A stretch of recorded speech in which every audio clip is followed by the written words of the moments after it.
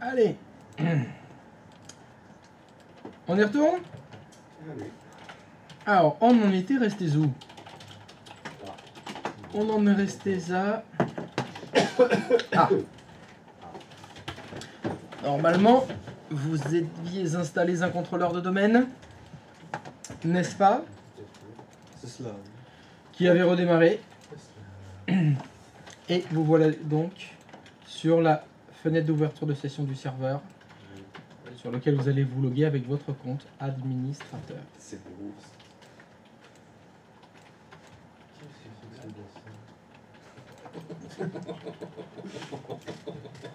C'est un recap.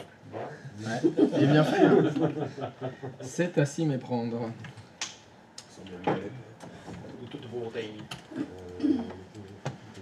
Tac, tac, tac. Paf. Plastique.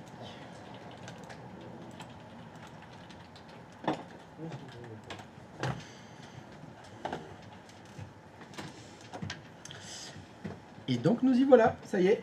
Vous savez installer un contrôleur de domaine, vous savez créer un domaine. Félicitations. C'est déconcertant de facilité.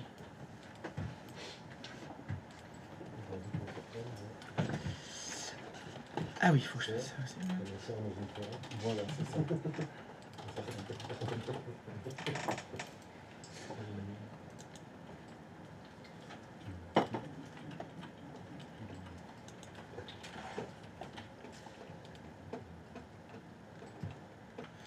Est-ce que quelqu'un n'a pas réussi?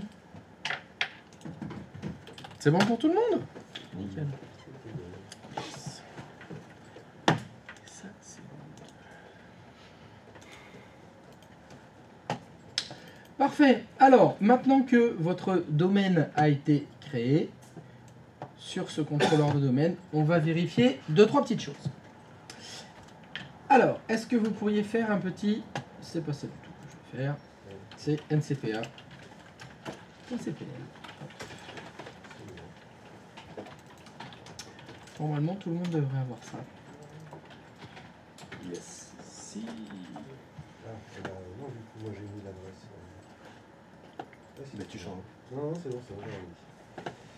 Donc normalement, vous devriez avoir dans adresse du serveur DNS à utiliser 127.0.0.1. Petit rappel, c'est l'adresse de bouclage. C'est l'adresse qui correspond à la pile TCP/IP de votre machine. D'accord? Donc ça veut dire ordinateur lui-même. Hein. Donc il va s'utiliser lui-même comme serveur DNS. C'est quoi la différence si on met son adresse et l'adresse de bouclage? Alors si tu mets son adresse, ça va sortir de la pile TCP/IP pour arriver jusqu'à la carte réseau. Alors que si tu mets 127.0.0.1, ça va même pas jusqu'à la carte réseau. Donc c'est plus rapide comme ça. Oui. On pourrait dire que c'est plus rapide avec le 127.0.0.1. Mais moi je trouve que c'est une très mauvaise idée. Parce que c'est des choses que j'ai déjà vues, des gens dire alors comment il est configuré ce serveur? Il a ça, il a ça comme adresse IP de serveur DNS, donc je mets ça sur toutes les autres machines. Aïe, aïe, aïe, aïe. Ouais, je compare. Je me dis mais quelle est la configuration de cette machine qui fonctionne très bien? Bon bah sur les autres je vais mettre la même chose. Donc je me retrouve avec du 127.0.0.1 comme adresse IP pour les autres ordinateurs en DNS, et là ça fonctionne tout de suite moins bien. Donc moi je préfère mettre la vraie adresse IP. Mettre comme adresse IP son adresse à lui, hein, mais je l'écris en vrai. Voilà. On est d'accord que l'adresse de passerelle par défaut, pour l'instant on n'en a pas. Ah oui, on n'a pas de routeur. Est-ce que toi on avait une C'est parce que moi je suis psychorigide.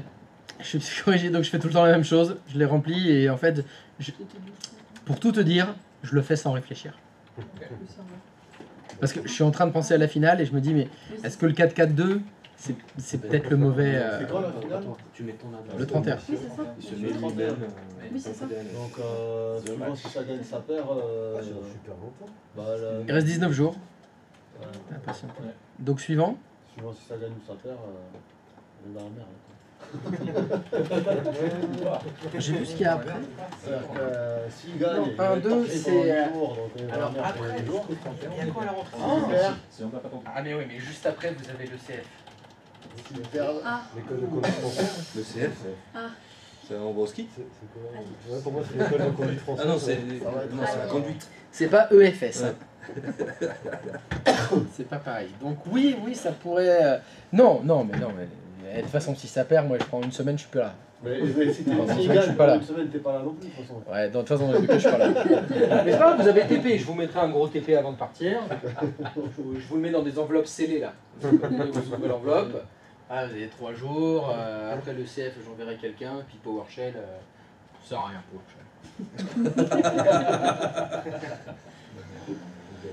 On verra d'ici là. Commence pas à me mettre la pression là. C'est bien l'information, jusqu'au 31 mai, c'était sympa. Après, Après le 31, c'était pas pareil. après c'est parti à sucette. Non, mais de toute façon, le plus important, c'est ça, c'est Active Directory. Voilà. Tiens, voilà, ça c'est fait. Magnifique. Donc voilà, donc très bien. Jusque là, tout va bien. Et donc, qu'est-ce qu'on va faire maintenant? Eh ben, on va faire la même chose sur le client. Alors, est-ce que vous avez le client 1 à disposition? Normalement, ce client-là. Même chose, tac, on va s'occuper de lui mettre une adresse IP. Touc. Donc j'avais dit 198, 11.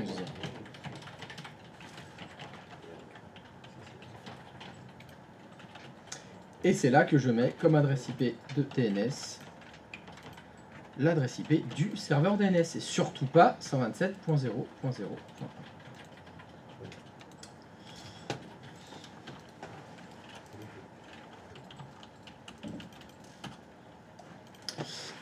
Alors, tac.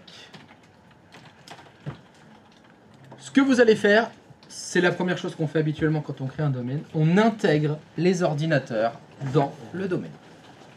C'est-à-dire qu'actuellement, votre client 01, il est dans un groupe de travail, peu importe le nom, hein. On s'en fout. Vous allez le passer en domaine. Vous remarquez certainement que moi, je n'ai pas renommé ma machine. Ouais. Et ça, c'est mal. C'est pas bien du tout. Heureusement, on peut faire les deux en même temps. C'est-à-dire que je vais pouvoir le renommer et en même temps, je peux le passer dans le domaine. Ouais, moi, c'est ça. Non, Mélène, machin. Donc si, comme moi, vous êtes un mauvais élève, vous pouvez renommer votre machine. Si vous l'avez déjà fait, bah, c'est déjà fait. Très bien. Et là, vous allez choisir membre d'un domaine et vous mettez domxy.lan. Et lorsque vous validez, si tout va bien, votre client va chercher le contrôleur de domaine. Et là, il y a une authentification. C'est quoi? Impossible de contacter un contrôleur de domaine. C'est écrit entrer le nom et le mot de passe d'un compte et c'est écrit autorisé à joindre le domaine. Alors, ça veut dire quoi un compte autorisé à joindre le domaine? C'est un compte autorisé à faire ça. Je vous ai dit que les postes de travail, ils étaient par défaut en workgroup et qu'il fallait les mettre dans le domaine. Et bien pour ça, il faut 2 autorisations. Il faut être administrateur du poste et en plus avoir l'autorisation, comme c'est écrit là, autorisé à joindre le domaine. Pour le moment, vous n'avez qu'un seul compte utilisateur. Il s'appelle comment? Administrateur. Donc pour l'instant, le seul compte du domaine opérationnel, c'est administrateur. Je vais donc écrire administrateur. Et puis en gros, Oui? j'ai un petit souci moi. Ah. Dans le mec Active Directory, impossible de contacter un contrôleur de domaine Active Directory. Que... Hein? Ouais. Ah. OMDB.lan. Oh là! Qu'est-ce que... Ah mais j'en sais rien moi. Qu'est-ce que c'est que c'était... Va je découvrir, caray. Alors, parfait. Impossible de joindre Active Directory pour le domaine d'omdb.lan. Vérifie que le nom de domaine a été saisi. Pourrais-tu cliquer s'il te plaît sur le bouton détail? Merci. Alors, lui invente ses problèmes lors de la demande au DNS, l'enregistrement de ressources SRV permettant de logiciel contre domaine Active Directory. Vas-y, descends. DNS. Pardon? Je lui ai pas mis le DNS. Ah ben ça, c'est impossible parce que je viens de vous montrer que je vous ai dit qu'il fallait le faire. Et oui, ça doit être un moment où j'ai pas regardé. Ah! Non, pas toi. Pas maintenant. Pas comme ça. Pas Comme aujourd'hui. ça. Pas après tout ce que t'as fait. Ah ben voilà. Qu'est-ce qu'il y a de tatoué sur ton bras gauche? Point de salut. Non mais il faut que tu relèves la manche là. Tu relèves la manche et tu lis. Pas de salam alaikum. Voilà. Sans DNS, point de salut. Alors, Et donc c'est là où tu mets 127.0.0.1. Voilà, c'est ça que je voulais aller retirer. C'est ça. 127.0.0. Oh merde. Oh là là là là là là là là là. C'est que ça a appuyé sur l'entrée, Olivier. Allez. Bam. Et t'as mis 172, pas 127. Oh, et calme-toi, Jean-Jean. Donc là, t'as vraiment absolument rien écouté de ce que j'ai expliqué tout à l'heure. J'ai pas compris, j'étais là. À un moment donné, ouais, t'étais là, mais en fait, t'étais pas là. Je comprends pas. Ça T'étais me pas là. rappelle une soirée de. Eh ouais. Donc c'est pas ça du tout qu'il faut faire. D'accord. Il faut mettre l'adresse IP de ton serveur DNS. Alors c'est là où on se pose la question. Ton serveur DNS, quelle est son adresse IP? 192.168.5.1. Correct? Enfin, si t'as respecté ce que j'ai Oui, demandé. je fais quand même un peu. Un peu. bien, des fois. Ça m'arrive. Bon, bah on va tenter comme ça maintenant. Alors, peut-être que Ça va. il va peut-être trouver le contrôleur de domaine maintenant. Allez. Oh, Ah! Il n'y a plus de croix rouge déjà. c'est ça. Il y a une petite croix noire et du texte. Donc là, il demande un compte utilisateur qui a le droit d'intégrer des ordinateurs dans le domaine. Et pour le moment, tu n'en as qu'un seul, celui qui s'appelle administrateur, dont je ne connais pas le mot de passe. Toi seul le connais. Administrateur.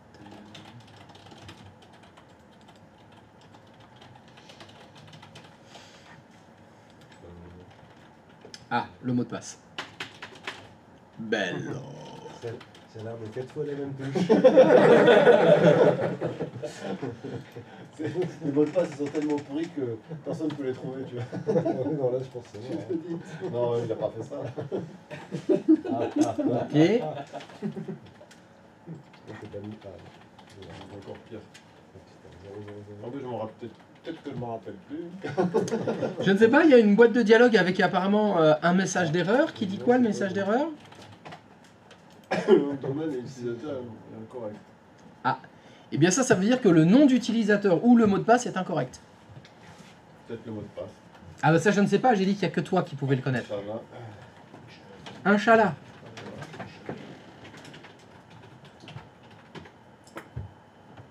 Ah, ça passe pas. Ah, apparemment il y a eu plus de caractères dans celui-là. J'ai l'impression, hein. Bienvenue dans le domaine d'Homme des Poilans, ok. Ok. Ouais, fermé. Et redémarrer, donc. Remarque importante, quand vous renommez une machine, il faut redémarrer. Quand vous l'intégrez dans un domaine, il faut la redémarrer. C'est obligatoire. Allez, j'en étais où, moi? Administrator. Bienvenue. Ok. Stocké? Allez, stocké.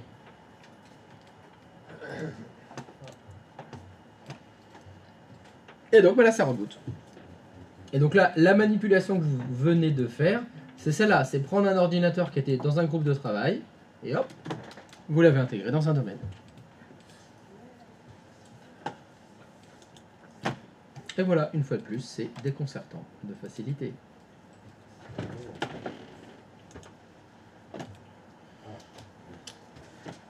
Mais il faut patienter.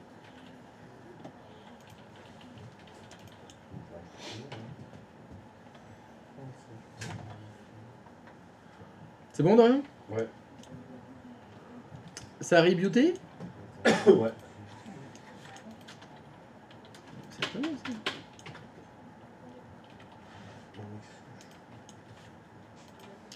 Qu'est-ce que je fais?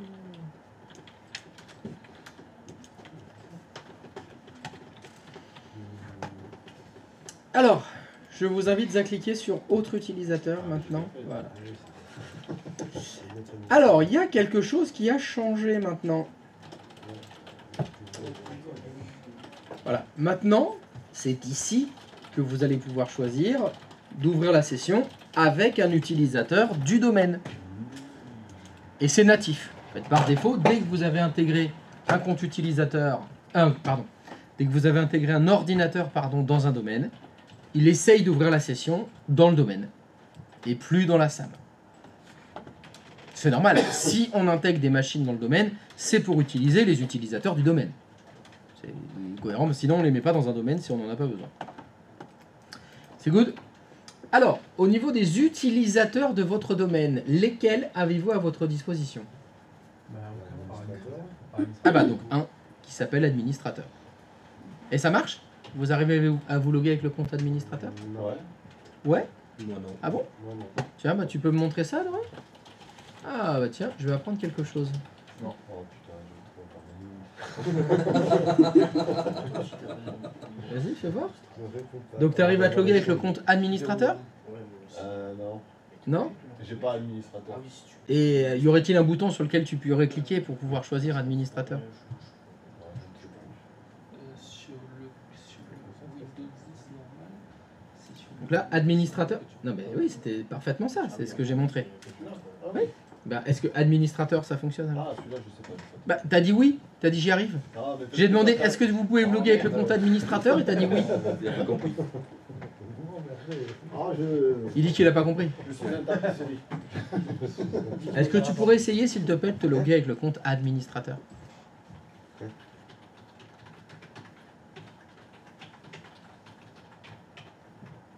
voilà. Tu mets le mot de passe qui a plus de 4 caractères. Hein. Ah, il y a peut-être pas. Et peut-être pas quoi? Peut-être pas. Peut-être pas. Mais non, c'est celui, c'est password. Mais ça marche pas. C'est normal. C'est normal. Il n'est pas désactivé par défaut. Le compte administrateur. Bah si, bien sûr que si, il est désactivé par défaut. Dorian, tu peux faire entrer s'il te plaît? La touche entrée. Ah, il y a écrit votre compte a été désactivé. Contactez votre administrateur. Tu peux cliquer sur OK s'il te plaît. Apparemment vous n'avez pas remarqué, mais qu'est-ce qu'il y a écrit à côté du mot connectez-vous à... Il me semble tout à l'heure il y avait un autre mot qui était écrit. Oui, là, ici. Ah oui, tout à l'heure, il y avait écrit DOMDB. Oui, il y avait le nom du domaine. Ouais. Et là il n'y a plus le nom du domaine. Quelle diablerie! C'est de la sorcellerie. C'est de la sorcellerie? Non, c'est pas du tout de la sorcellerie. C'est parce que vous utilisez le compte qui s'appelle administrateur. C'est toi qui fais la démo, Dorian. Est-ce qu'à la place de administrateur, tu peux écrire Toto, s'il te plaît? Non, j'ai juste demandé d'écrire. Quoi? Tu m'as dit à la place de. Écris Toto, c'est tout. Ok, d'accord. C'est bon, t'as écrit Toto? Merci. Regarde en bas. Il y a écrit connectez-vous à quoi? DOMDB. Voilà. Alors, tu vas faire un truc rigolo. Est-ce que tu peux écrire à la place de Toto administrateux sans le R?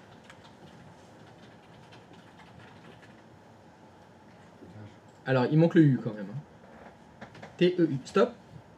Il veut toujours se loguer dans le domaine là. Rajoute le R. Tac. Ouais. Oh, ça mère les paupiètes. Ça c'est quoi cette diablerie? Ben non, c'est pas de diablerie. C'est parce que en fait, vous utilisez un compte qui s'appelle administrateur.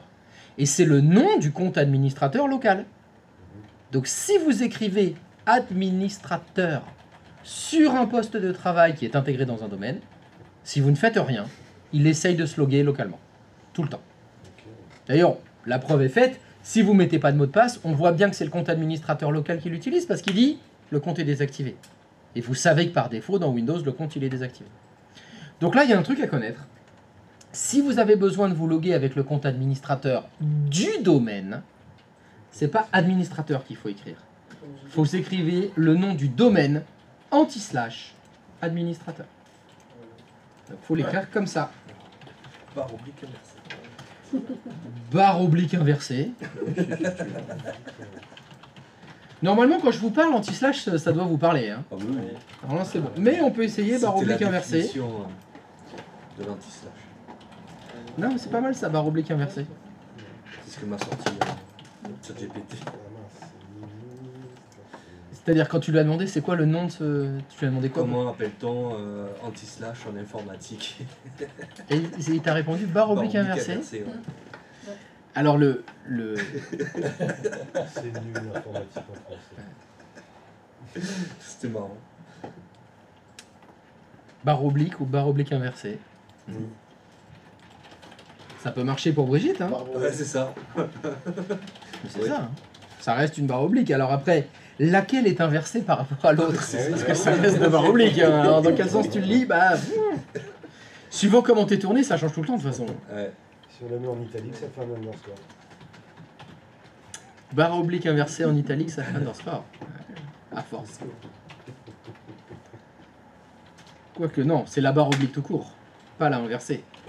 Oui, En italique. oui, la barre oblique. C'est barre oblique. En effet, ouais. Barre oblique en italique, c'est underscore. Là par contre, si à Brigitte, au lieu de lui dire underscore, tu dis barre oblique en italique, là tu l'as perdu, je crois. Moi, j'ai fait chier un chef de projet comme ça. Sur une adresse web, le truc d'intranet que j'étais en train de développer. Et je fais, non, mais en italique de slash. Ok. Hein? Il a bugué 30 secondes et je dis, non, mais c'est bugué. Je déconne. Blague de développeur. Ah ouais. C'est pour mes jeunes amis. Donc, hop. Donc, si je fais domaine anti-slash, pardon, barre oblique inversée, Exactement. admin. Je l'ai fronté. C'est bien.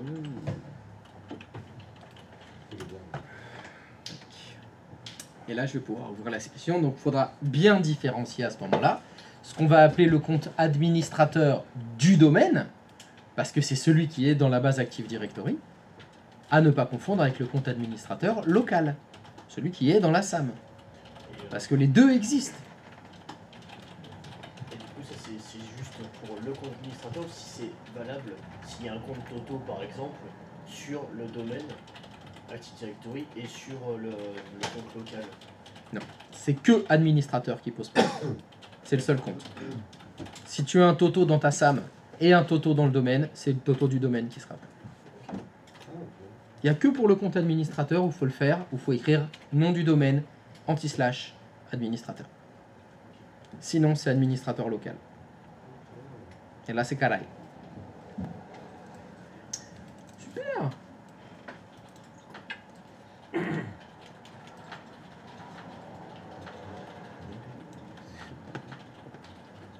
Ah mais je suis...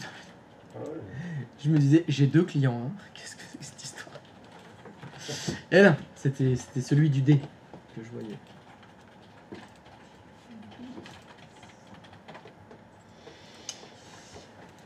Alors, est-ce que ça a fonctionné? Est-ce que vous avez réussi à ouvrir la session sur le client 01 avec le compte administrateur du domaine?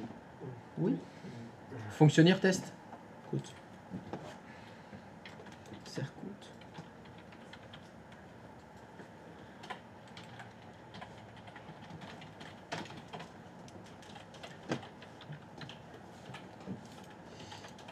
Alors. Ah. On va retourner sur le serveur. Et quand vous êtes sur le serveur, est-ce que vous pourriez faire un petit quelque chose, s'il vous plaît? Voilà la différence.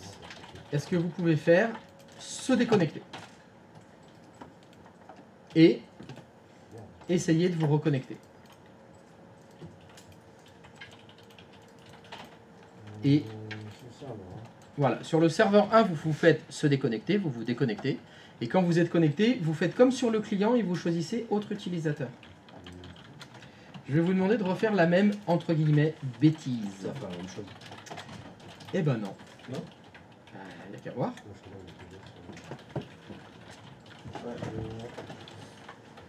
Ah ouais, ça reste. Est-ce que ça a fait la même chose? Non. Le domaine actif.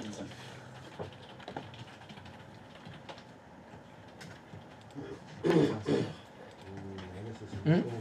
Parce que c'est un serveur. C'est pas assez précis.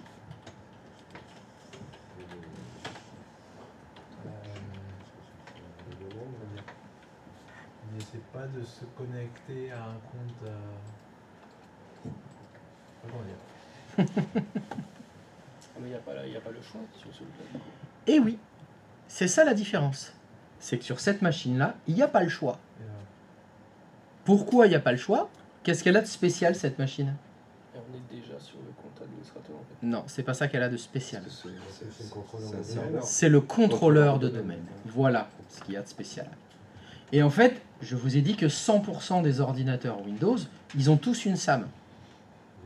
Le contrôleur de domaine, en fait, il en a aussi une, mais elle est désactivée.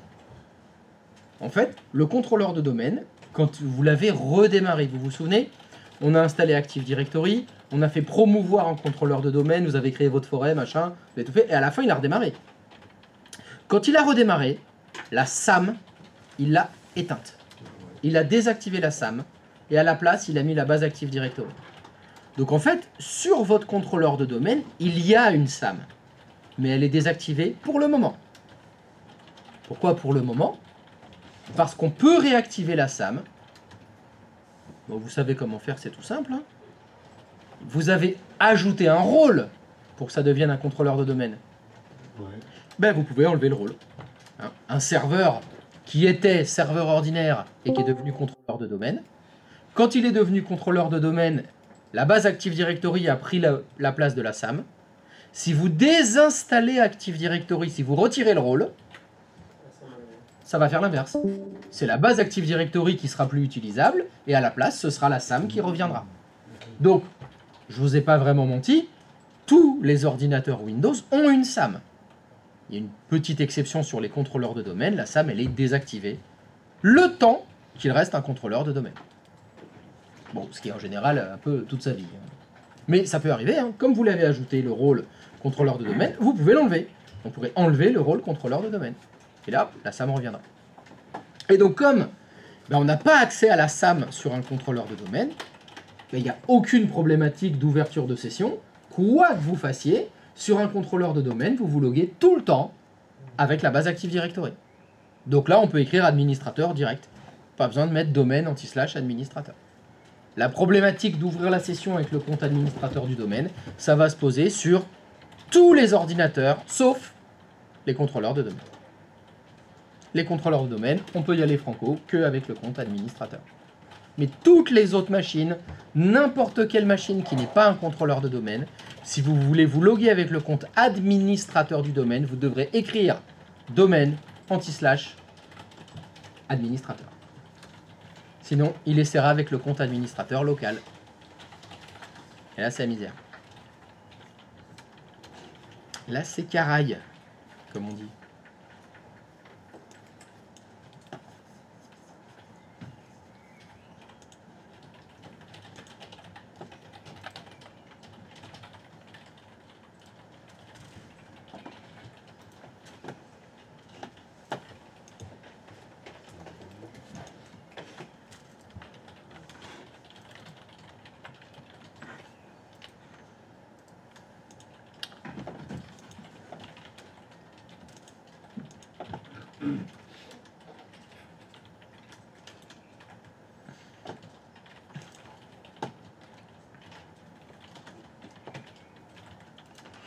Ça fonctionne?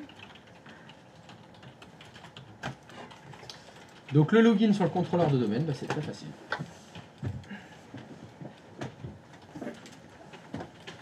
Des questions? Non? Très bien. Donc, je vous rappelle que un des intérêts d'Active Directory, c'est de gérer la sécurité. Et donc gérer la sécurité, c'est qui accède à quoi, comment. Et bien on va s'occuper de qui? C'est-à-dire, on va s'occuper des comptes utilisateurs. Pour cela, nous allons... Alors, je vais vous demander d'ouvrir la session sur le compte administrateur du domaine. Bon, de toute façon, vous n'avez pas le choix parce que vous n'avez que celui-là. Sur le contrôleur de domaine. Et vous allez lancer un outil dont on va se servir très souvent. Donc, sur le contrôleur de domaine, vous ouvrez un outil qui s'appelle Utilisateur et Ordinateur Active Directory.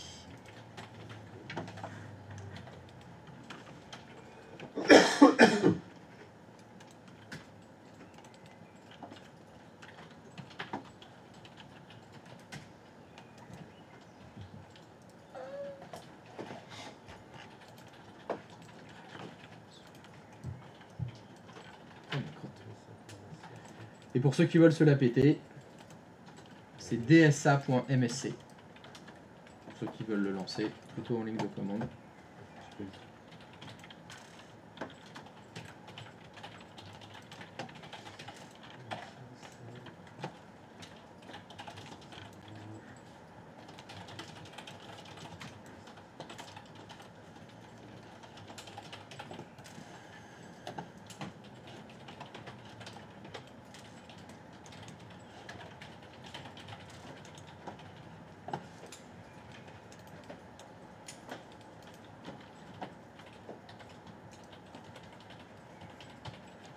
Est-ce que quelqu'un n'a pas réussi à lancer dsa.msc?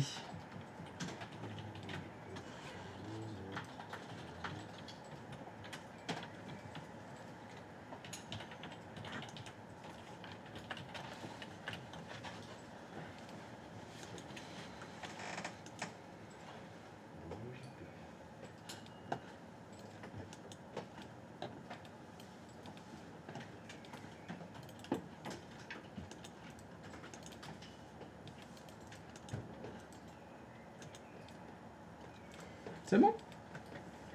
Alors, comme son nom l'indique, cet outil s'appelle Utilisateur et Ordinateur Active Directory. C'est donc un outil dont on va se servir très souvent pour gérer les comptes utilisateurs et les ordinateurs de Active Directory. Tout simplement.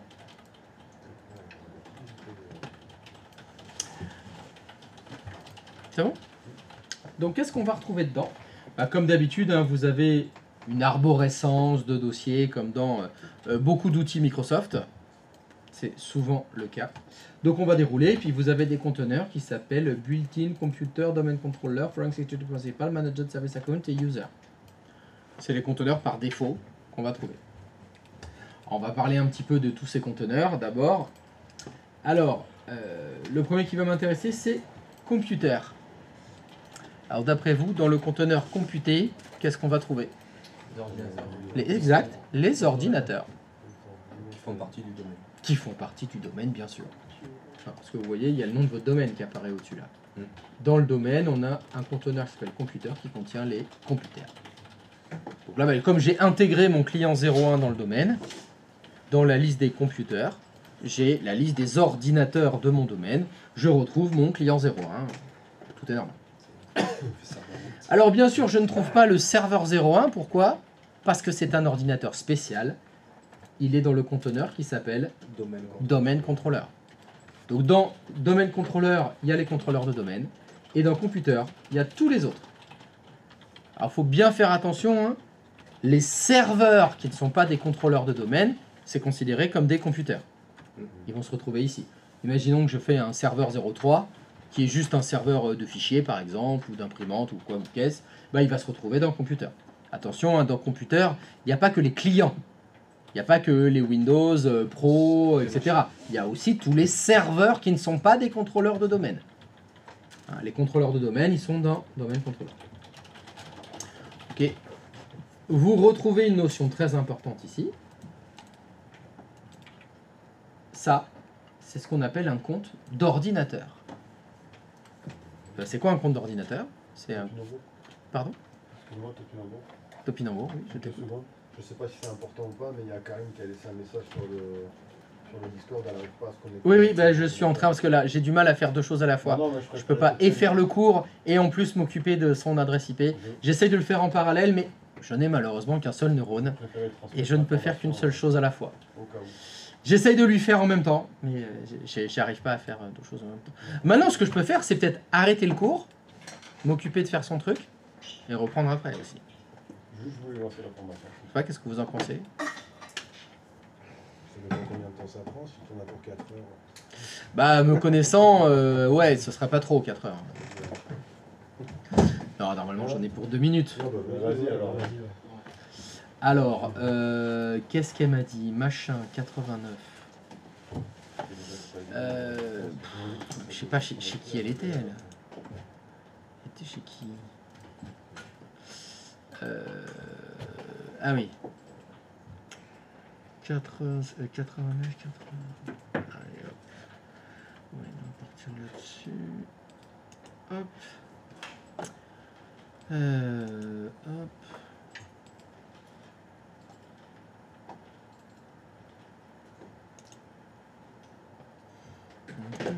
Mais je croyais qu'elle avait mis... Tu l'avais pas mettre... Patrice? Tu lui avais pas fait mettre... zut... TeamViewer? Anydesk, pardon? Si. Ah oui, c'est bizarre. Parce que c'est indépendant des adresses IP, ça. Oui. Bon, c'est pas grave. Hein.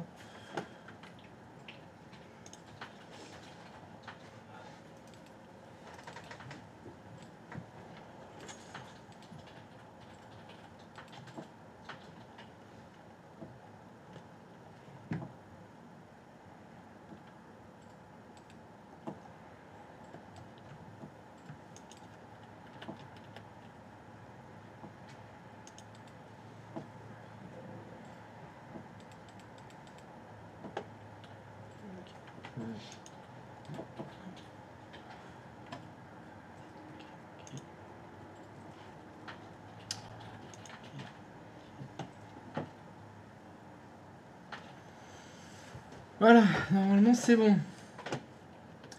Alors.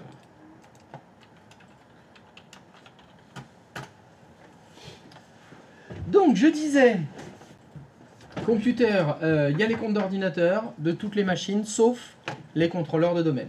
Et dans domaine contrôleur, vous avez les contrôleurs de domaine. Ok? Selon vous, dans quel conteneur se trouvent les comptes utilisateurs? Users? Ah, effectivement. Qu'est-ce que je retrouve là? Je retrouve... on retrouve qui? Notre compte administrateur. Puis il y en a un autre qui s'appelle invité. Voilà. Et puis c'est tout. Alors c'est très cocasse. Je trouve ça très cocasse. Moi. Le conteneur s'appelle comment? Users. Ça contient des comptes utilisateurs. Bah non. Ça contient presque que des groupes. Alors pourquoi il n'y a pas un conteneur qui s'appelle groupe? Parce que je crois que dans la SAM, il y a ça. Hein. Si vous vous souvenez, dans la SAM, vous avez un conteneur qui s'appelle utilisateur et un conteneur qui s'appelle groupe. Dans Active Directory, bah non. Non, ça devait être trop compliqué, certainement pour nos amis développeurs. Donc, tout est mélangé. Ils ont tout mélangé. Donc, c'est très cocasse parce que dans Users, vous avez des groupes, administrateur, TNS admin, machin.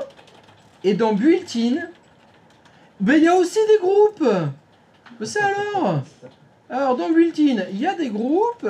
Et dans User, il y a des groupes aussi. Tout n'a pas été mis au même endroit. Pourquoi? Je ne veux pas le savoir. C'est un fait. Donc quand vous devrez aller chercher des groupes, parce qu'il va falloir le faire à un moment donné, vous inquiétez pas, il faudra que vous allez vous chercher soit dans Built-in, soit dans Users. C'est ainsi. Bon, pour l'instant, nous, on va se concentrer sur les utilisateurs. Donc ce qui m'intéresse, c'est le conteneur Users. Il y a un compte utilisateur utilisable qui est administrateur, il est là. Il y en a un autre qui s'appelle invité. Vous le voyez, il est désactivé. C'est fait pour si vous avez des invités dans votre domaine. Bon, c'est rarement le cas. La plupart du temps, on a besoin de gens qui travaillent dans notre domaine. Donc, il leur faudra des comptes utilisateurs pour eux. On va créer des comptes utilisateurs. Donc, je vous invite à utiliser la méthode ancestrale Microsoft qui est clic droit de souris. On va le faire sur le conteneur Users parce qu'on va créer des comptes utilisateurs dans le conteneur qui s'appelle Users. Et donc pour créer un nouvel utilisateur, je vous invite à faire clic droit de souris sur Users, descendre jusqu'à Nouveau, et dans cette liste-là, il y a un truc qui doit s'appeler Utilisateur. Oui. Bah vous choisissez Utilisateur. Et c'est là que va se lancer un assistant qui permet de créer un compte utilisateur. C'est un assistant qui ressemble à celui qu'on avait vu quand on avait créé des comptes dans la SAM. Ça va ressembler. Sauf qu'évidemment, il va peut-être y avoir un peu plus de questions. Bien sûr. Alors, qu'est-ce qu'on va avoir dedans? Première question, le prénom. Alors l'idée, ça va être de créer votre login à vous. Hein, on va commencer avec le vôtre. Donc chacun créera le sien. Donc moi, mon prénom, c'est... Alors, ça s'écrit comment? C-H-A. J'ai oublié un I. Ça doit être ça. Bon, mes initiales, je m'en fiche. Mon nom. Donc. Alors, nous arrivons à une partie qui va être extrêmement importante. Ce qu'on appelle le nom d'ouverture de session. C'est-à-dire le login. Et donc, on va devoir écrire un nom d'ouverture de session. Alors attention. Quand vous allez créer un nom d'ouverture de session, il doit être unique. Il ne peut pas y avoir deux comptes utilisateurs qui ont le même login. C'est pas possible. De toute façon, il va vous le dire. Si vous essayez de mettre un login qui est déjà pris, il vous dira c'est pas possible parce qu'il est déjà pris. Donc, pour pas faire n'importe quoi, en général dans les entreprises, vous avez des nomenclatures. C'est-à-dire qu'on a réfléchi et on a décidé que le login, ce serait le nom de famille. Ce serait les initiales de l'utilisateur. Ce serait l'initiale du prénom suivi du nom. Ce serait les 3 premières lettres du prénom, point les 3 premières lettres du nom. C'est peu importe. Dans la vraie vie, il y a des gens qui ont réfléchi à ça. Enfin, j'espère qu'ils ont réfléchi à ça. Il y en a qui n'ont pas réfléchi à ça, et c'est n'importe quoi. Un coup c'est le prénom, un coup c'est le nom, un coup c'est les initiales, un coup c'est le surnom. Ça peut être n'importe quoi, vu qu'il faut qu'il soit unique. Donc, on va partir d'un truc et on va dire, voilà, moi je voudrais que ce soit le nom de famille. Voilà, le login, c'est le nom de famille. Très bien, on part de ce principe-là. Quelle que soit la nomenclature qui a été choisie, il faut savoir qu'est-ce qu'on fait en cas d'homonyme. Comme vous le savez, il y a plus d'un âne qui s'appelle Martin. Donc, qu'est-ce qui se passe si dans mon entreprise, j'ai une deuxième personne qui a exactement le même nom de famille? Il change de nom. Alors, soit on demande à la personne de changer de nom, soit on l'embauche pas, par exemple. Soit, si finalement la personne qui est embauchée est plus importante que celle qui était déjà présente, on vire celle qui était là. C'est ça. Voilà, il y a différentes solutions. Il peut y avoir... on fait disparaître le corps. Mais non, on ne peut pas faire disparaître le corps parce que on va le garder un certain temps dans l'annuaire. Parce qu'on ne sait pas s'il va revenir. Non, voilà. Donc non, on ne fait pas ça. La nomenclature, elle est censée le prévoir. Il y a différents cas de figure. Soit ça peut être, on rajoute un numéro derrière. Donc le premier utilisateur, il s'appelle Martin. Le deuxième, il s'appelle Martin 2. Martin 3, Martin 4, si vous avez 5 Martins dans votre entreprise. Il y a d'autres entreprises qui vont décider de coller une lettre. Ça peut être Martin A, Martin B, Martin C, Martin... Pareil, hein. Bon, s'il y en a 26, ça va commencer à poser un problème. Autre solution, on va coller au nom de famille le prénom.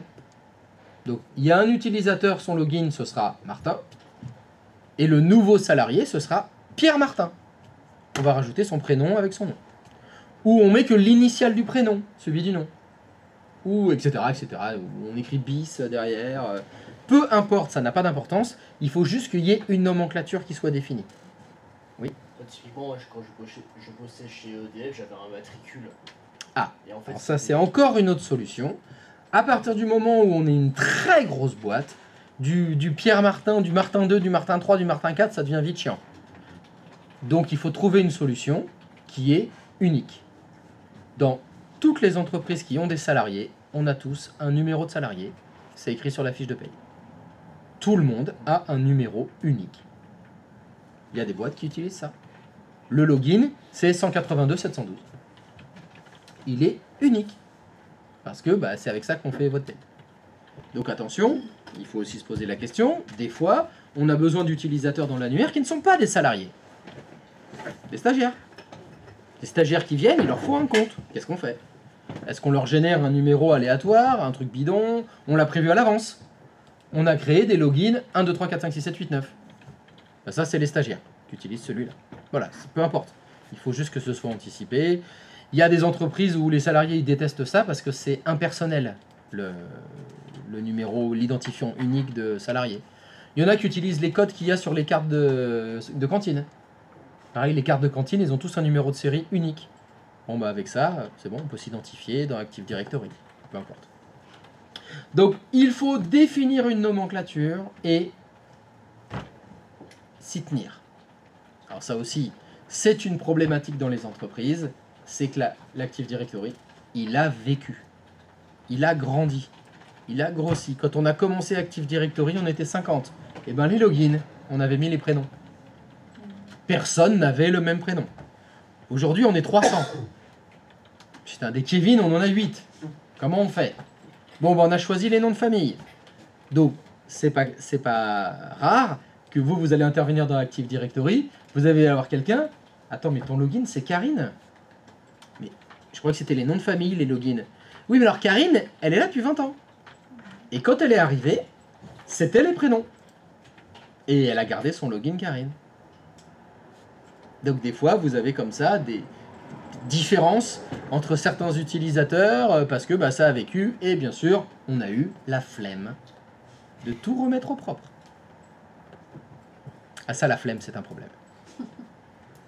C'est la vraie raison de pourquoi les trucs ils sont de travers. Parce qu'on a la flemme. Ça peut être modifié une fois créé. Bien sûr, Oui. aucun problème. Ah, le vrai truc qu'on peut pas changer, c'est renommer les contrôleurs Oui, de voilà. domaine. Et le domaine. Là, vraiment, là, c'est bloquant. Tout le reste, oui, bien sûr, le Tout le prénom, reste, le c'est nom, le grand classique, c'est les mariages. Ouais. Madame Dupont se marie et voudrait devenir Madame Martin. Donc elle voudrait que son login ce soit Martin à la place de Dupont. Aucun problème. Madame Martin divorce, elle veut plus entendre parler de Martin tous les jours. Elle veut que ce soit Dupont. Elle veut que ça revienne à Dupont. On lui remet Dupont. Encore heureux qu'on puisse les changer. Donc oui, on peut renommer tout ça sans aucun problème. Ne supprimez pas les comptes et les recréer parce qu'on veut les renommer. Hein. Ouais. Ah non, on fait F2, comme le reste. Ça n'a pas changé. Allez, on part sur les noms de famille. Allez. Mais, on a eu. Et donc à partir du moment où vous avez rempli le champ nom d'ouverture de session de l'utilisateur, vous remarquez que en fait, des noms d'ouverture de session, eh bien il y en a deux. Oups. Vous avez le nom d'ouverture de session, c'est comme ça qu'il s'appelle, et le nom d'ouverture de session antérieur à Windows 2000. Alors si je regarde celui que j'ai encadré en rouge, il se compose d'une larme de gin, une rivière de tonic et la petite victime. Ah là là, quel film excellent. Alors, mon nom d'ouverture de session, ça s'écrit le login, arrobase, le nom DNS de votre domaine. Alors que le nom d'ouverture de session antérieur à Windows 2000, c'est le nom NetBIOS du domaine, anti-slash, le login. Ça veut dire que dans Active Directory, pour ouvrir la session, vous avez deux solutions. Vous pouvez utiliser soit le nom d'ouverture de session, soit le nom d'ouverture de session antérieur à Windows 2000. Les deux fonctionnent. Les deux fonctionnent. C'est pour la compatibilité descendante. C'est pour les anciens systèmes qui s'appuient encore sur les noms NetBIOS. On a donc un nom d'ouverture de session NetBIOS, à l'ancienne, avec le nom NetBIOS du domaine anti-slash, le nom de login. Attention, attention, attention, attention. Est-ce que quelqu'un se souvient, quand je vous ai parlé des noms NetBIOS, il y avait une limite de taille? 15 15, ouais. 15. Voilà. J'ai écrit n'importe quoi.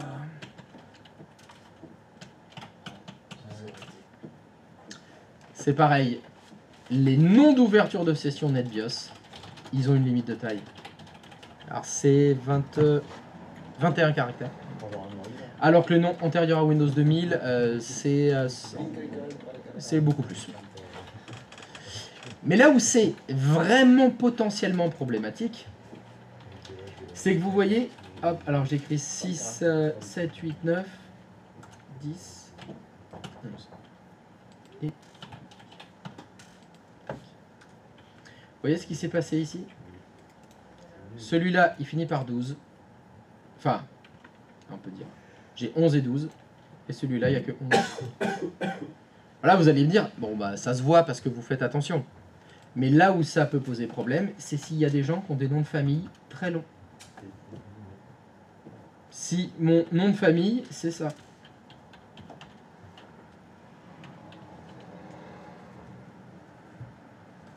Oui, j'ai un nom un peu bizarre. Ah ouais. Mais c'est slave. Bah, ça se finit bien par QSD. Ça, c'est mon nom de famille. Oui, sauf que dans le nom antérieur à Windows 2000, comme il fait 22 caractères, ça a coupé. Ça veut dire que ce nom-là, le premier, je suis obligé de l'utiliser avec arrobase le nom du domaine. Le deuxième, il marchera que avec domaine anti-slash. Donc faites attention, il est tout à fait possible de mettre des noms d'ouverture de session et des noms d'ouverture de session antérieurs à Windows 2000 différents. Le système ne va pas vous empêcher de le faire. C'est prévu pour. Donc il faut que vous soyez très attentif quand vous créez les comptes utilisateurs. À bien faire attention à ce que le nom d'ouverture de session et le nom d'ouverture de session antérieure soient identiques. D'accord ? Donc, next. Mot de passe. Bon, bah, rien d'extraordinaire sur le mot de passe, hein. Comme d'habitude. Password. Et on retrouve des cases à cocher qu'on connaît déjà, parce que c'est exactement les mêmes qu'on avait quand on crée les comptes localement. On retrouve l'utilisateur doit changer de mot de passe à la prochaine ouverture de session, toujours la même logique. Est-ce que c'est les administrateurs qui connaissent les mots de passe ou est-ce que c'est les utilisateurs? La plupart du temps, ce sont les utilisateurs. Donc, en général, quand on crée les comptes, elle est cochée, cette case-là. L'utilisateur ne peut pas changer de mot de passe. On pourrait imaginer faire ça pour les stagiaires. J'ai créé un compte pour un stagiaire et je ne veux pas qu'il change son mot de passe, je coche cette case. Les mots de passe n'expirent jamais, c'est quand vous avez des stratégies d'expiration de mots de passe. C'est quelque chose qu'on mettra en place. On verra les mots de passe s'ils expirent au bout d'un mois, 2 mois, 3 mois. Bah, pour cet utilisateur-là, si vous cochez le mot de passe n'expire jamais, bah pour lui, dans 2 mois, il n'aura pas à changer son mot de passe. Et enfin, le compte est désactivé. C'est quand on va, par exemple, créer les comptes à l'avance. Cet utilisateur, il arrive que dans 2 semaines, mais dans 2 semaines, je suis en vacances. Donc je crée le compte à l'avance et j'aurai juste un collègue qui devra activer le compte. C'est tout. Bon, en ce qui nous concerne, vous allez cocher aucune des cases. On va juste mettre mot de passe. Et terminé. Voilà. Vous savez créer des comptes utilisateurs dans l'annuaire Active Directory. Félicitations. On va donc pouvoir tester ça. Et le test, ça veut dire... Sur mon client 01, je vais essayer d'ouvrir la session avec mon compte utilisateur du domaine que je viens de créer.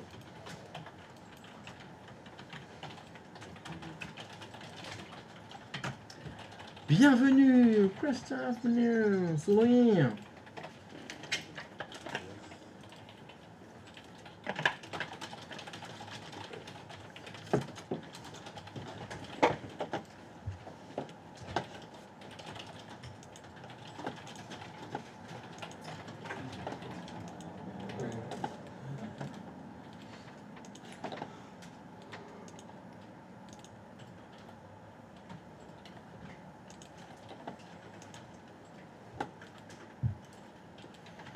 Et ça, c'est beau.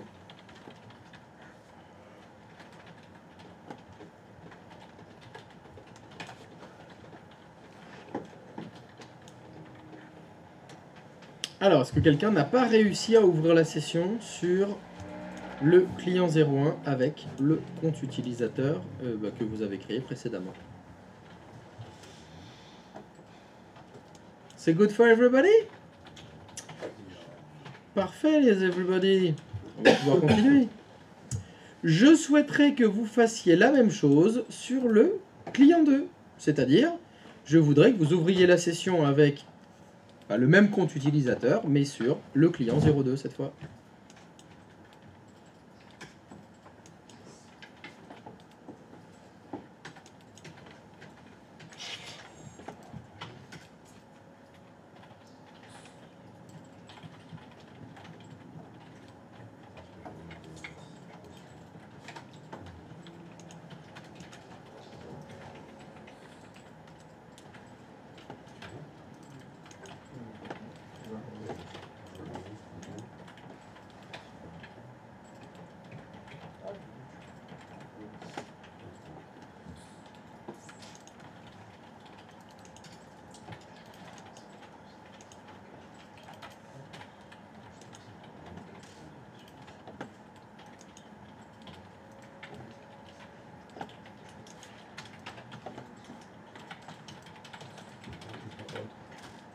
Je pense que on a pas mis le DNS.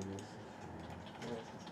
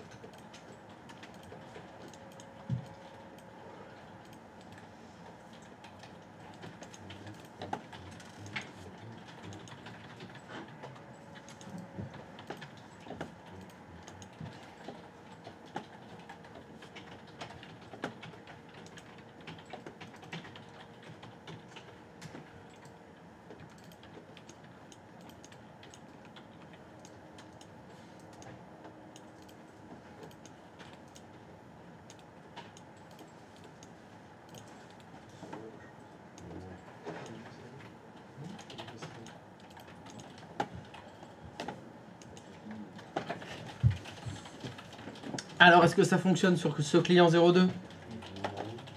Oui? Non? Ah, il y a un message d'erreur? Non, c'est juste que j'ai pas accès à autre utilisateur. Ah bon? Ouais. Ah mince. Alors, was ist das? Petite fenêtre. Je fais fenêtre, quoi, moi. Ah oui, où Juju? Alors, qu'est-ce que tu me dis? Alors, hop, je me déconnecte. Ouais. Je viens de redémarrer l'ordi aussi. J'ai pas de... Ah bah oui. Alors, chère communauté, est-ce que vous avez une idée? Bah Il oui. n'a pas passé en domaine. Il n'a pas passé en domaine, donc la vraie phrase c'est quoi? Il ne l'a pas intégré au domaine. Il ne l'a pas intégré dans le domaine. Il l'a pas intégré. Eh ouais, c'est chiant. Hein. Ah oui. Casse les couilles, ces trucs-là. Utiliser les bons mots. J'avais fait que sur Intégré, la... intégré. Le mec il se la pète un peu. Hein. Non, c'est intégré dans le domaine, monsieur. Donc effectivement, je crois que ce client 02 n'est pas membre du domaine. Tout à fait. Il n'est pas intégré, il est toujours en work group.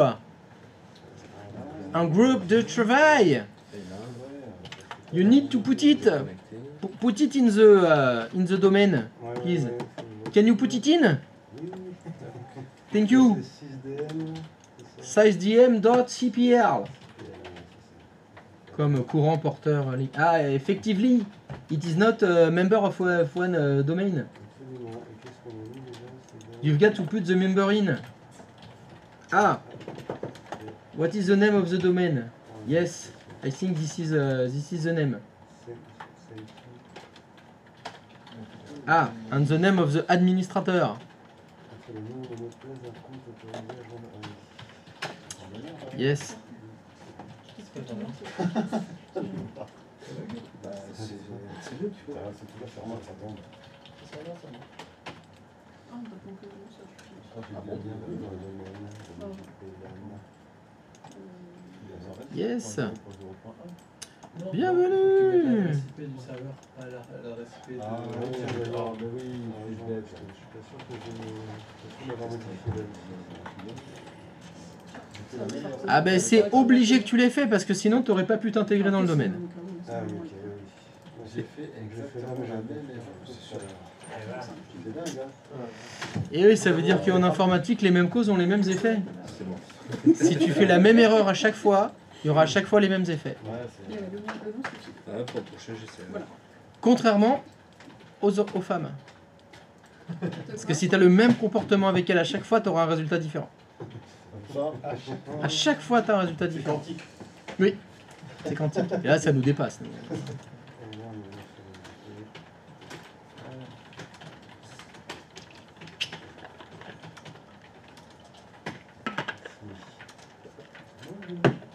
Bonjour.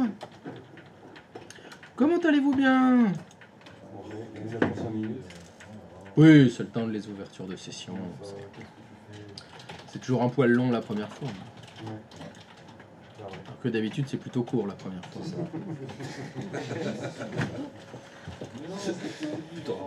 Plutôt rapide.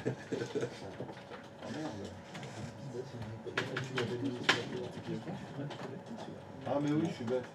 Faut pas dire ça. Aujourd'hui, là... Ouf, heureusement, c'est vendredi aujourd'hui. Ça va. Dernière ligne droite. Je mets le mot de passe à l'administrateur, je remets le mot de passe à mot de passe, ça marche pas. Ça, c'est le chou dans la soupe. C'est le chou, ouais. Il a fermenté. Il m'a fumé le bordel. Le quoi? J'ai arrêté C'est le de chou boire, dans la mais, soupe qui lui mais fait je me rendre la défonce tête. à autre chose. Alors attends. Alors déjà, il y a deux trucs. Il y a Elle me dit, là, moi, chou et soupe. Oui. Ouais, je me fais des soupes. Ouais, je me fais des soupes avec les restes. T'es un grand malade. La fameuse Les La choux, les fameuse carottes. avec des résultats identiques. Son repas, c'est pour 3 personnes. Mais tu déconnes. Je suis venu avec ma soupe. Ne sortez pas de bonnes questions. Regarde, j'ai viré un grand.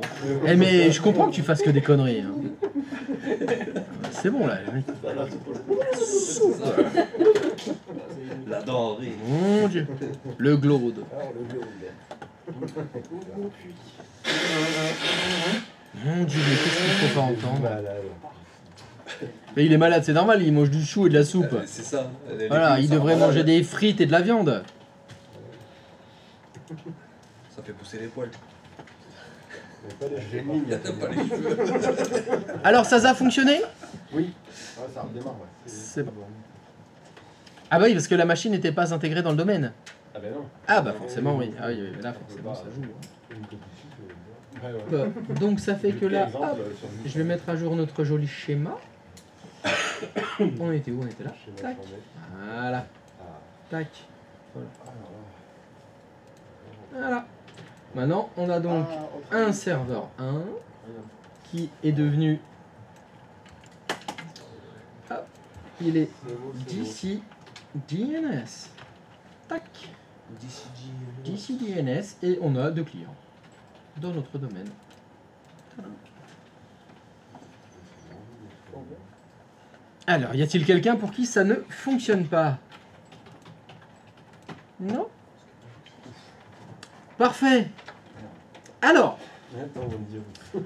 j'ai besoin pour les futurs exercices, et ça va vous entraîner, s'il vous plaît, ne râlez pas. Ah, oui. Bon, alors, est-ce que vous pouvez râler maintenant? Allez-y, plaignez-vous là, soufflez, faites chier, voilà. Donc pour les exercices, j'aurai besoin de 10 comptes utilisateurs. 10, sachant que vous en avez déjà fait un. Il n'en reste que 9.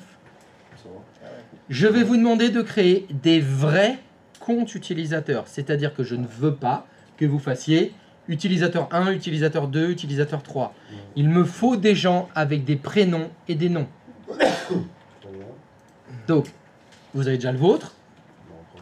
Donc, si vous n'avez pas d'idée, vous pouvez prendre Kylian Mbappé, N'Golo Kanté. Accessoirement, vous pouvez prendre Achraf Hakimi ou Gianluigi Donnarumma ou Ousmane Dembélé, si vous préférez. Bon, si ça vous dit rien, vous pouvez prendre Nicolas Sarkozy, Emmanuel Macron, vous avez d'autres thèmes. Si ça vous va pas non plus, vous pouvez prendre James Bond, Jason Statham. Si ça vous va pas non plus, vous pouvez prendre Monica Bellucci. J'adore dire cette phrase. J'ai pas de valeur. Vous pouvez prendre Monica Bellucci. Ah oui. Vous pouvez prendre Anna de Armas. Je sais pas qui c'est. Ah, je sais que tu sais qui c'est, Anna de Armas. Jen Ortega, vous pouvez prendre aussi Eva Green, si vous voulez. Voilà, c'est générationnel. Donc vous pouvez prendre Lova Amour, etc. Mia Khalifa, Clara Morgan. Voilà, on y arrive. Clara Morgan, Mia Khalifa. C'est très bien tout ça. Mais je vois que vous en avez trouvé suffisamment. Je crois que ça va aller. C'est bon? C'est bon. Vous pouvez y aller sans problème. Allez-y. Mais vous respectez la nomenclature. Hein, le login, c'est le nom de famille. Donc vous mettez un prénom, un nom et... Bah, sinon toi tu peux mettre Cherche Blanco, Gelbiaré, là t'en as quelques-uns à mettre. Hein. Dupont. C'est facile. Dupont, Patrice, évidemment. Oh, mais elles ont pris une claque, dis-moi, les petites... Ah, donc c'est pas congolais, c'est les... Rocher Coco. Rocher Coco. Non, je te laisse me dire. J'ai déjà la moitié. C'est vraiment parce que tu insistes toujours dedans, hein. Et que je n'ai absolument aucun mental. Faut pas amener des choses comme ça. Mais mon summer body, où est-ce qu'il va là? Tu verras, c'est un fruit. Ouais. Décliné quoi. Bah, c'est Ouais, ça. c'est un fruit. Merci. Ça, c'est à plus de sucre que de trucs. Hein. Non, il y a plus de fun. J'ai envie de mettre Miu. T'as envie de mettre qui? Miu. Miu. Mais son prénom c'est Miu ou son famille c'est Miu? Alors elle a pas de prénom alors. Elle s'appelle juste Miu. Si, Juste Miu. Miu. C'est un peu Miu. Quel prénom de Miu? Bah sinon vous pouvez aussi mettre juste le blanc. Oui, Bien sûr. c'est connu. C'est tout à fait une référence aux Alpes.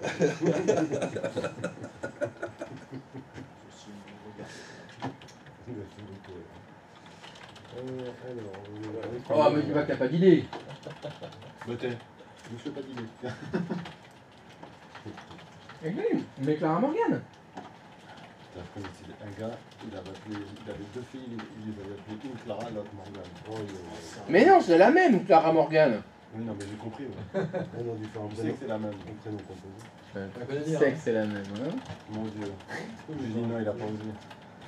Clara, Morgane, venez là. Non, tu connais un mec qui a vraiment fait ça? Oui. Non, non. Moi j'ai déjà vu deux chiens s'appeler un Jack et l'autre Daniel. La nana elle a dit ok, pas de Ouais. soucis, fais-toi plaisir sur les Moi, mes tantes s'appellent Jacqueline et Michel.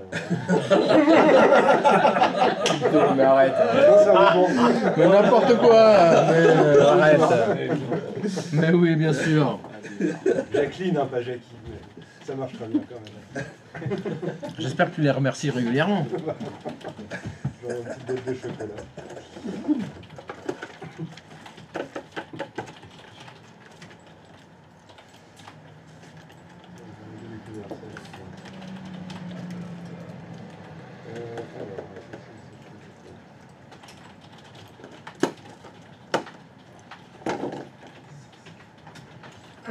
Allez.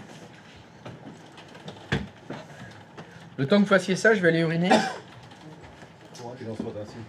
Hum Qu'il en soit ainsi. Qu'elle en soit ainsi. Ouais.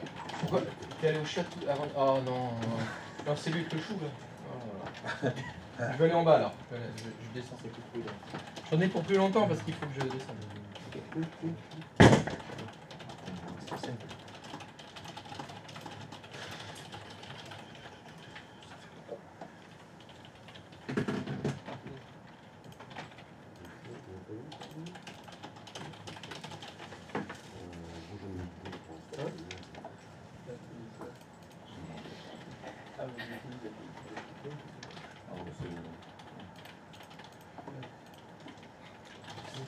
peut mettre le même mot de passe.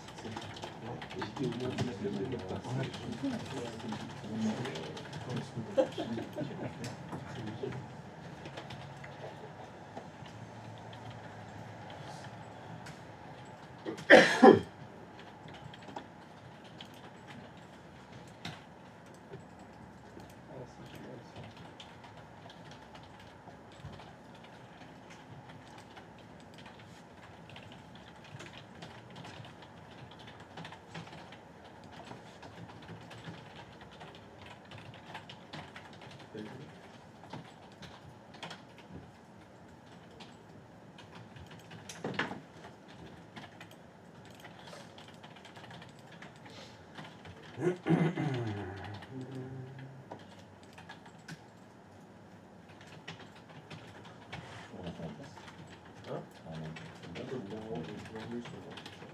Faut en créer 10, c'est ça? Ouais.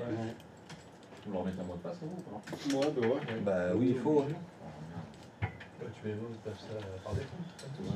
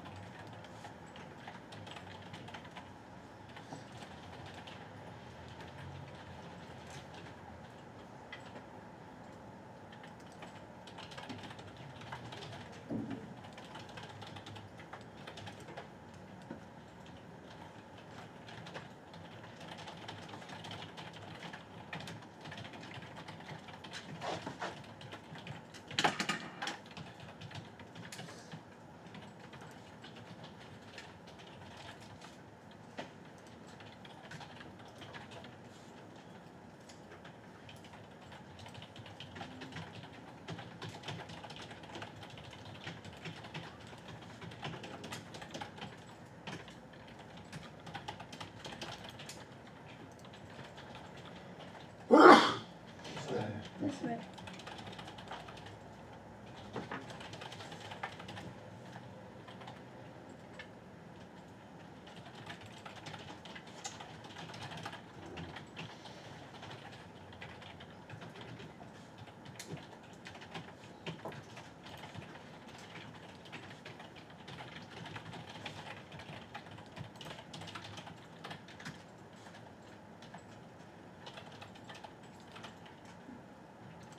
Merde. J'avais oublié de faire ça. J'ai oublié de décocher l'ouverture à la prochaine session. Ah oui.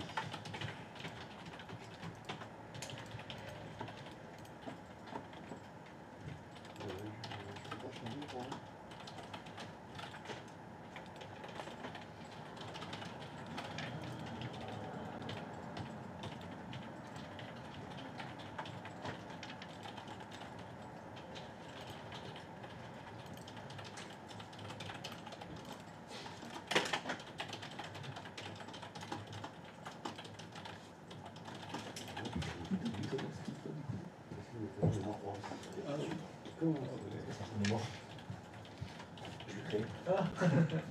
Franchement, c'est long, hein.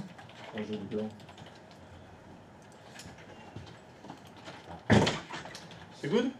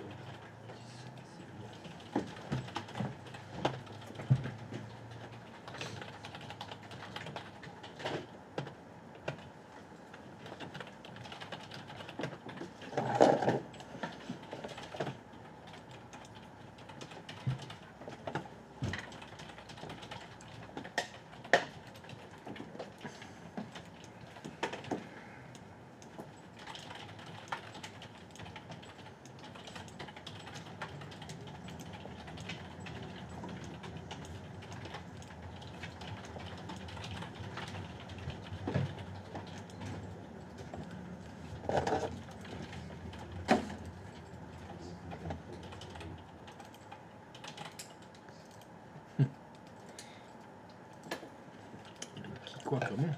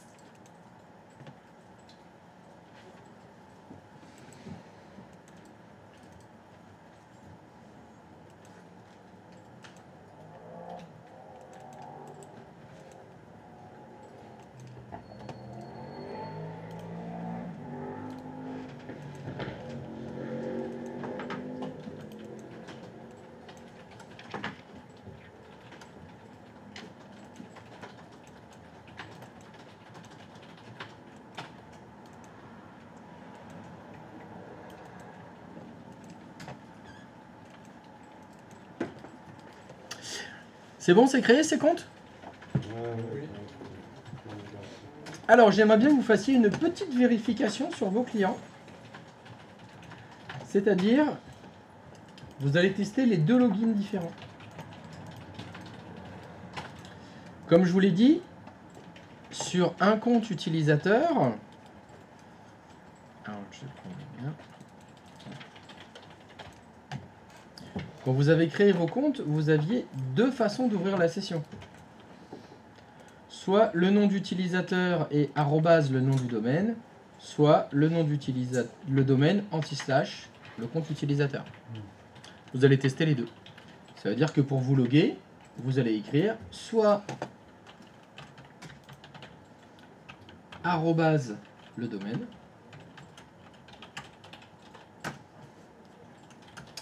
et il faut mettre le mot de passe, sinon ça fonctionne bien. Voilà.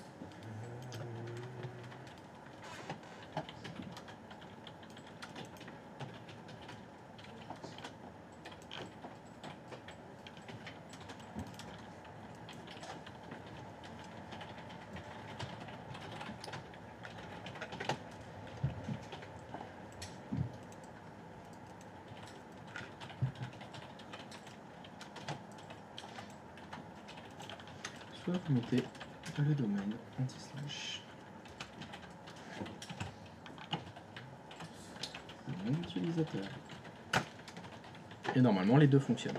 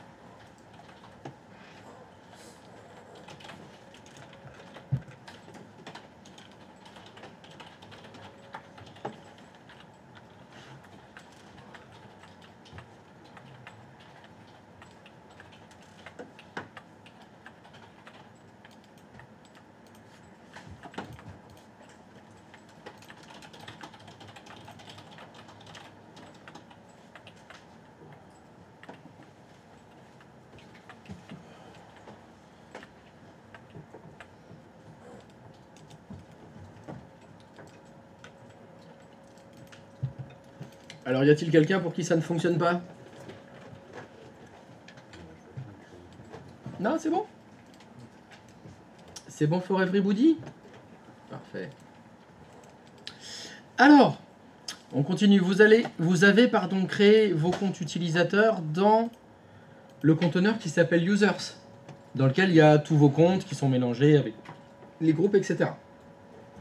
Est-ce que vous pourriez double-cliquer sur un compte utilisateur, n'importe lequel, c'est pas grave, ou faire clic droit de souris, propriété.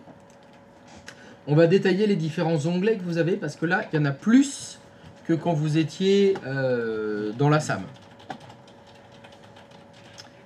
Ah, normalement, il y a un petit peu plus de monde.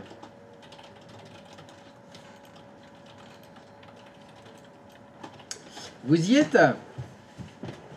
Oui. Très bien. Donc le premier onglet, c'est l'onglet général dans lequel vous allez retrouver le nom, le prénom, le nom complet, mais vous pouvez rajouter la description, le bureau, le numéro de téléphone. Alors, pourquoi il y a tous ces champs-là en plus? Il faut savoir que Microsoft, ils avaient un objectif quand ils ont fait Active Directory, c'était d'uniformiser les annuaires. Alors, vous avez déjà travaillé dans une entreprise? Oui. Votre nom, il apparaît dans plusieurs annuaires différents. Dans l'annuaire téléphonique, par exemple, si vous avez un poste. Dans l'annuaire de la paye, vous apparaissez. Dans l'annuaire des ressources humaines, où il y a la liste des salariés, vous accédez, etc. Dans l'informatique, dans je sais pas, la gestion des portes d'entrée, la base de données des bureaux dans laquelle vous vous trouvez. Donc l'idée, c'était de dire, mais plutôt qu'il y ait plein de bases de données différentes, on va en faire une seule. Et c'est Active Directory. Et l'idée, c'est que tous les administrateurs des différentes bases de données utilisent Active Directory. C'est pour ça qu'Active Directory, c'est un annuaire LDAP. Je vous ai dit que c'était une norme industrielle, le LDAP. Tout le monde est capable de communiquer avec le LDAP. C'est un langage. On peut créer des requêtes LDAP pour aller lire ou écrire dans Active Directory. Donc, il y a beaucoup de logiciels qui ont ce qu'on appelle un connecteur LDAP. C'est-à-dire que c'est une base de données pour gérer les comptes qui sont dedans, Pour gérer les droits, ben, on ne va pas créer des comptes dans la base de données. On va utiliser les comptes de l'annuaire Active Directory. Et pour ça, il y a un connecteur. C'est pour ça que dans la base Active Directory, il y a déjà plein de champs qui sont déjà disponibles, qui, nous, on pourrait penser ça sert à rien. Nous, on a besoin d'un login et un mot de passe, c'est tout. Mais en fait, il y a plus. Parce que ça permet de faire plus. Tout de suite. Bon, c'est un vieux pieux. Non. C'est un vœu pieux de Bill Gates. Malheureusement, dans la vraie vie, ça ne se passe pas souvent comme ça. Parce que les administrateurs qui gèrent des bases, des logiciels séparés, ils veulent garder leur emploi. Donc ils ne vont surtout pas donner des droits à quelqu'un d'autre qu'eux-mêmes pour les gérer. Imaginez, vous gérez la téléphonie. Tiens, bah, je vois que là, il y a... Bah, je peux remplir numéro de téléphone, là. Donc là, dans Active Directory, on pourrait mettre les numéros de téléphone des gens. Et ça fait que vous qui gériez l'annuaire téléphonique, vous servez à quoi maintenant? Bah, vous servez à rien, parce que c'est déjà là. Donc, il y a un peu la guerre des chefs dans les entreprises, et même si technologiquement on pourrait le faire, c'est rarement fait. Peut-être que vous tomberez un jour sur une entreprise qui décide de centraliser ses bases de données, et ils en ont qu'une seule, Active Directory. Et après, tous les logiciels qui tournent autour, ils vont lire ce qu'il y a dans Active Directory. Ils vont écrire dedans. Donc vous n'existez qu'une fois. Bon, c'est rarement le cas.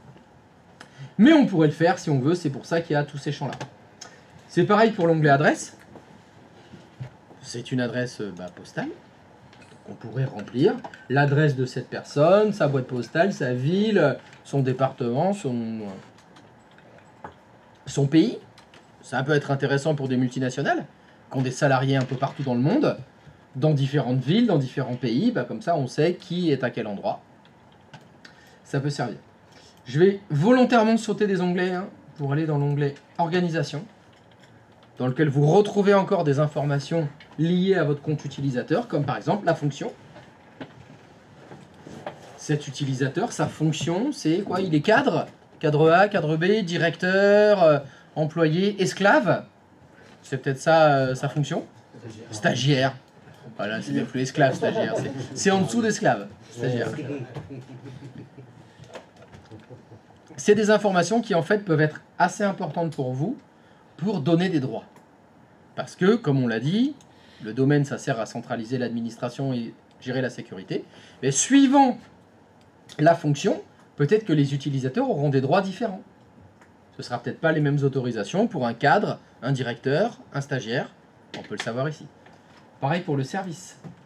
Les utilisateurs qui sont au service comptabilité, ils n'ont peut-être pas les mêmes droits que les utilisateurs de la production, qui n'ont pas les mêmes droits que les gens du service informatique. On s'en sert très souvent de ce champ pour bien identifier les gens. Le champ société, encore une fois, on est une holding. Je vous ai donné l'exemple d'une holding qui avait un domaine par an, et il y avait plein de domaines dans la forêt, un par société. Il y a des gens qui font ça dans un domaine. Ils ont une seule holding, il n'y a qu'un domaine, mais dedans il y a plein de sociétés, il y a plein d'utilisateurs de sociétés différentes qui sont dans le même domaine. Ça arrive que des sociétés et des filiales dans le même bâtiment, par exemple. Mais c'est la filiale, donc il faudra remplir le champ société pour trier les gens, ça va être plus facile. Donc voilà, ces trois champs-là, général, adresse et organisation, ce sont des informations liées aux utilisateurs. C'est pas ça qui va donner des droits, c'est plus pour vous en fait. Ça vous permet de trier plus facilement les utilisateurs pour les trouver, par exemple. Bon, là où ça va commencer à devenir intéressant, c'est l'onglet compte. Alors, qu'est-ce qu'on va retrouver là-dedans? Dans l'onglet compte, vous retrouvez les noms d'ouverture de session qu'on avait créés lors de la création du compte utilisateur, tout simplement. Vous pouvez les changer là si vous avez envie. Bon, là, c'est pas le cas. Premier bouton qui va m'intéresser, le bouton horaire d'accès. Si vous cliquez dessus, vous allez pouvoir définir des limitations d'ouverture de session. Évidemment, pour des questions de sécurité. Je pourrais décider, mais voilà, mon entreprise, j'aimerais pas que un petit salarié puisse revenir à 3 h du mat, ouvrir la session sur son poste, et peut-être récupérer des données, ça ne m'intéresse pas. Donc, je voudrais pas qu'il travaille le week-end. Comment on fait? Il suffit à la souris de sélectionner une zone, un jour, une heure, ce que vous voulez, et vous cliquez sur ouverture de session refusée. Donc si le créneau est blanc, on ne peut pas ouvrir la session. S'il est bleu, on peut ouvrir la session. On va faire un truc tout simple. Je vais vous demander de refuser le lundi. Je clique sur lundi. On est lundi. Non. Ah non, vous m'avez dit qu'on était vendredi. On est quel jour? Jeudi. On est jeudi. Alors donc là, on est dredi. On est vendredi. On est lundi. Bah, sinon, on désactive tous les jours. Hein. Comme ça. Ah bah si tu veux, tu cliques sur tous. Voilà. Vous êtes viré. Voici un compte qu'il est bien. Il est bien ce compte-là. Hein. Je fais un ticket, je peux pas me connecter, je sais pas pourquoi. Ah ouais, mais je peux pas faire ticket alors. Comment dire C'est le compte stagiaire, ça. Voilà. Non, ça c'est le compte du directeur. C'est comme ça si tu vois si les gens travaillent vraiment. Ouais. Parce que normalement ils t'appellent. Alors bien évidemment vous allez faire OK. Vous allez valider avec ce compte utilisateur là. Et je vais vous demander d'ouvrir la session sur un des deux clients, celui que vous voulez, avec l'utilisateur sur lequel vous venez de modifier les limitations horaires.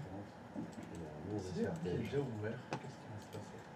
Rien. C'est une excellente question. Parce que la limitation, c'est pour l'ouverture de session. Il faut se déconnecter. D'accord. Bien évidemment, il faut se déconnecter. Ça fera rien, ok. Ça ne va pas forcer la fermeture de session.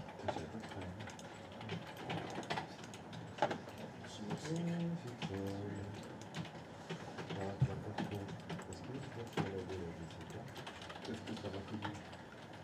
Moi, c'est gentil, il explique.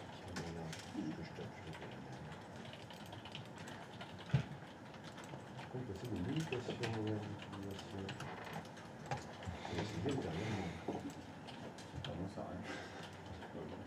Faut bien valider le truc. Tu t'es déconnecté, t'as validé, t'as validé. C'est Ah, le bah voilà, validage. je suis ouvert. Ah mais oui. Si j'applique pas,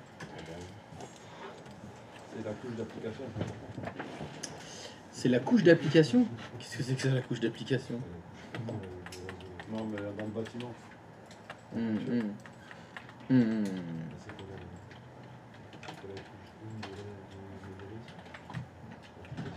Donc si vous avez bien fait les choses correctement, vous devez voir apparaître un magnifique message qui, ma foi, est explicite normalement. Hein.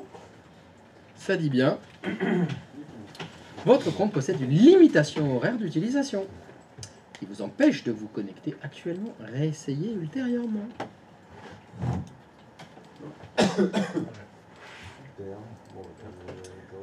Donc ça, c'est très important quand vous faites des dépannages ou des choses comme ça, parce qu'il faut bien différencier les utilisateurs qui se trompent de login ou de mot de passe, ou ceux qui ont un message les avertissant qu'ils n'ont pas le droit de se connecter. C'est pas le même message.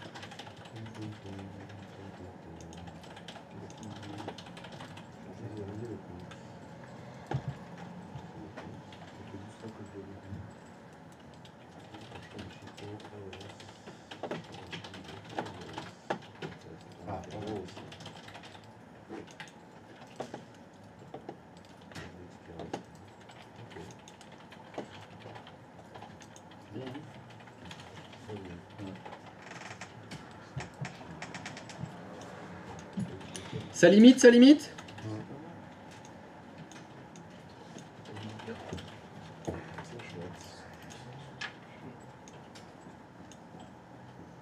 Alors nous n'allons pas garder cette limite, s'il vous plaît. Est-ce que vous pourriez retirer la limitation horaire que vous avez définie pour ce compte-là? Bah, vous pouvez la laisser. Par contre, quand on fera les exercices suivants et que vous n'arriverez pas à vous loguer, vous lirez bien le message. Faire un ticket. Vous pourriez faire un ticket si vous voulez, dans lequel il y a le contenu du message.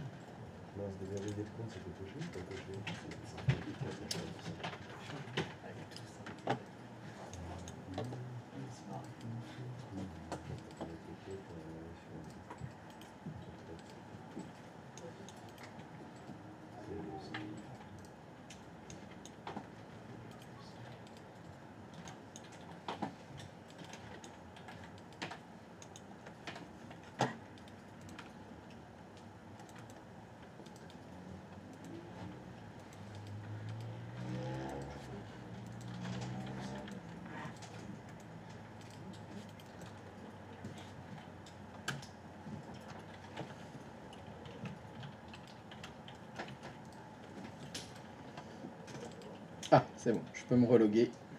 Uf.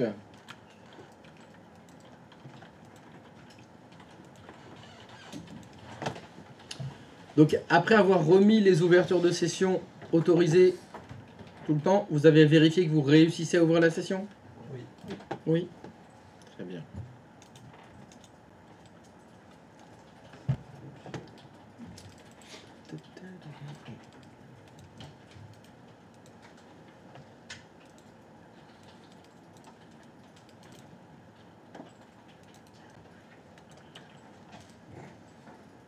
Alors, après avoir cliqué sur le bouton horaire d'accès, vous allez retourner dans les propriétés du compte utilisateur qui vous sert de cobaye. Vous allez dans l'onglet compte et on va cliquer sur ce bouton-là. Se connecter. Alors, qu'est-ce qu'on va voir ici? On va pouvoir spécifier sur quel ordinateur l'utilisateur en question là va pouvoir ouvrir la session. Par défaut, qu'est-ce qui est sélectionné? Tous les ordinateurs. Tous. Et c'est bien ce que je vous ai dit. Quand on est dans un domaine Active Directory, un utilisateur peut ouvrir la session partout, sur n'importe quelle machine. L'idée ici, ça va être de limiter ça. À la place de tous, vous allez choisir les ordinateurs suivants. Et je vous invite à écrire CLI XY01. Vous mettez le nom de l'ordinateur sur lequel l'utilisateur a le droit d'ouvrir la session. Attention, vous remarquez qu'il n'y a pas de bouton parcourir. Si vous vous trompez dans l'orthographe de CLI XY01 ou que vous ne l'avez pas renommé le poste, ou que vous êtes trompé quand vous avez renommé, vous avez mis CLI XY1 et pas 01. Évidemment, l'ouverture de session va échouer. Donc, quand je vous ai demandé de renommer les machines, vous voyez, il y a des mécanismes qui vont utiliser les noms des machines. Donc, il faut que ce soit carré. Les noms des machines, il y a une nomenclature. Il faut suivre la nomenclature et effectivement, si vous faites une faute de frappe, eh ben, ça risque de poser des problèmes. Typiquement, là, on n'arriverait pas à ouvrir la session. Donc là, l'exercice, ça va être ici de mettre un nom d'ordinateur. N'oubliez pas de cliquer sur ajouter, évidemment. Et une fois que vous l'avez ajouté, vous allez tester. Ça veut dire qu'il y a un des ordinateurs. Donc si ici vous avez mis client 01, l'utilisateur peut se loguer sur client 01, mais il ne peut pas se loguer sur client 02. Vous devez avoir à nouveau un message qui vous dit Niet, verboten, raus, ich liebe dich. Un truc comme ça, quoi.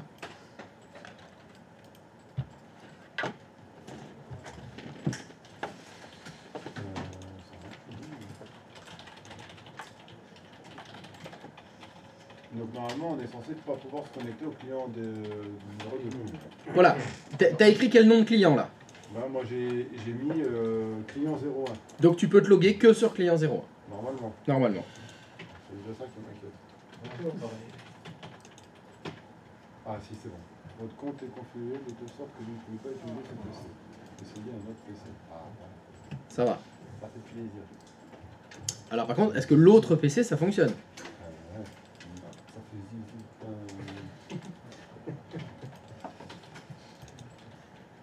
Parce que s'il peut se loguer sur aucun PC, là c'est chiant, là. Voilà, c'est pas terrible. Alors non seulement il peut se loguer sur aucun PC, mais on lui a interdit 7/7/24/24. Là, je vais te dire que le mec, c'est un fonctionnaire. C'est ça. Voilà. Dans toutes les administrations, c'est configuré comme ça. Ça passe. Voilà, ça sécurise bien là. Donc là, on n'est plus dans le mode où on peut se loguer partout. On peut se loguer que un ou. Bon, on peut mettre plusieurs comptes d'ordinateur, hein, bien sûr. Là. Il faut mettre tous les ordinateurs en question. Oui, tous les mettre. Après, Si effectivement, si le truc tu dis, bon bah dans ce bâtiment ça, je sais pas, il y a 50 ordinateurs, et cet utilisateur il peut se loguer sur ces 50 là, il faut rajouter 50 noms. Il y a moyen de faire des plages. Pas à ma connaissance. Pour ce paramètre là, non. Ok. Il n'y a pas un bouton à ajouter plusieurs ordinateurs d'un coup, c'est un seul à la Je veux fois. dire par un autre moyen. Ah si, par un autre moyen, il y en a un. Alors c'est... alors, Je vais faire par numéro de réseau. ne sais je pas, vais... des Ah choses non, comme ça. non, non, Tous non, les c'est ordinateurs. c'est écrit. Hein. Il y a écrit le nom de l'ordinateur, mettez le nom net BIOS de l'ordinateur. Ou son nom DNS. Ok, ok. Il n'y a pas écrit adresse IP ou plage d'adresse IP. Et oui, parce que Ça lâche. en fonctionnement normal, quand on est client DHCP, c'est le cas de la plupart des clients, est-ce que les clients peuvent changer d'adresse IP? Oui. Et oui. Alors que les noms d'ordinateurs, Oui, non, en c'est fonctionnement pas- normal, ils sont jamais changés les noms. À part si un technicien ou un admin intervient, bien sûr. Mais voilà. Donc c'est pour ça qu'on se base sur les noms des machines. C'est cette machine-là, je connais son nom, son IP, elle peut changer. Donc c'est pour ça que c'est plus cohérent de mettre le nom de l'ordinateur. Comme vous avez fait pour le horaire d'accès, est-ce que vous pourriez à nouveau remettre ce connecté A sur tous les ordinateurs pour pas qu'on soit embêté? Bon, pareil. Les futurs exercices qui nous attendent.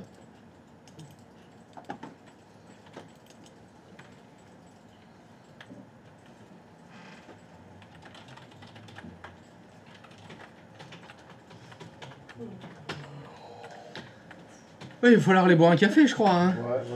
C'est l'heure, non? Vous voulez aller faire la pause? Non. Ah, je vous sens là, vous êtes en PLS là. Et ça- Ouais, non, c'est vrai. Instant, Ouais, ça va, j'ai- j'ai un coup de barre, là, par exemple, elle aimerait bien. Heureusement qu'on est lundi. Hein. La semaine va être.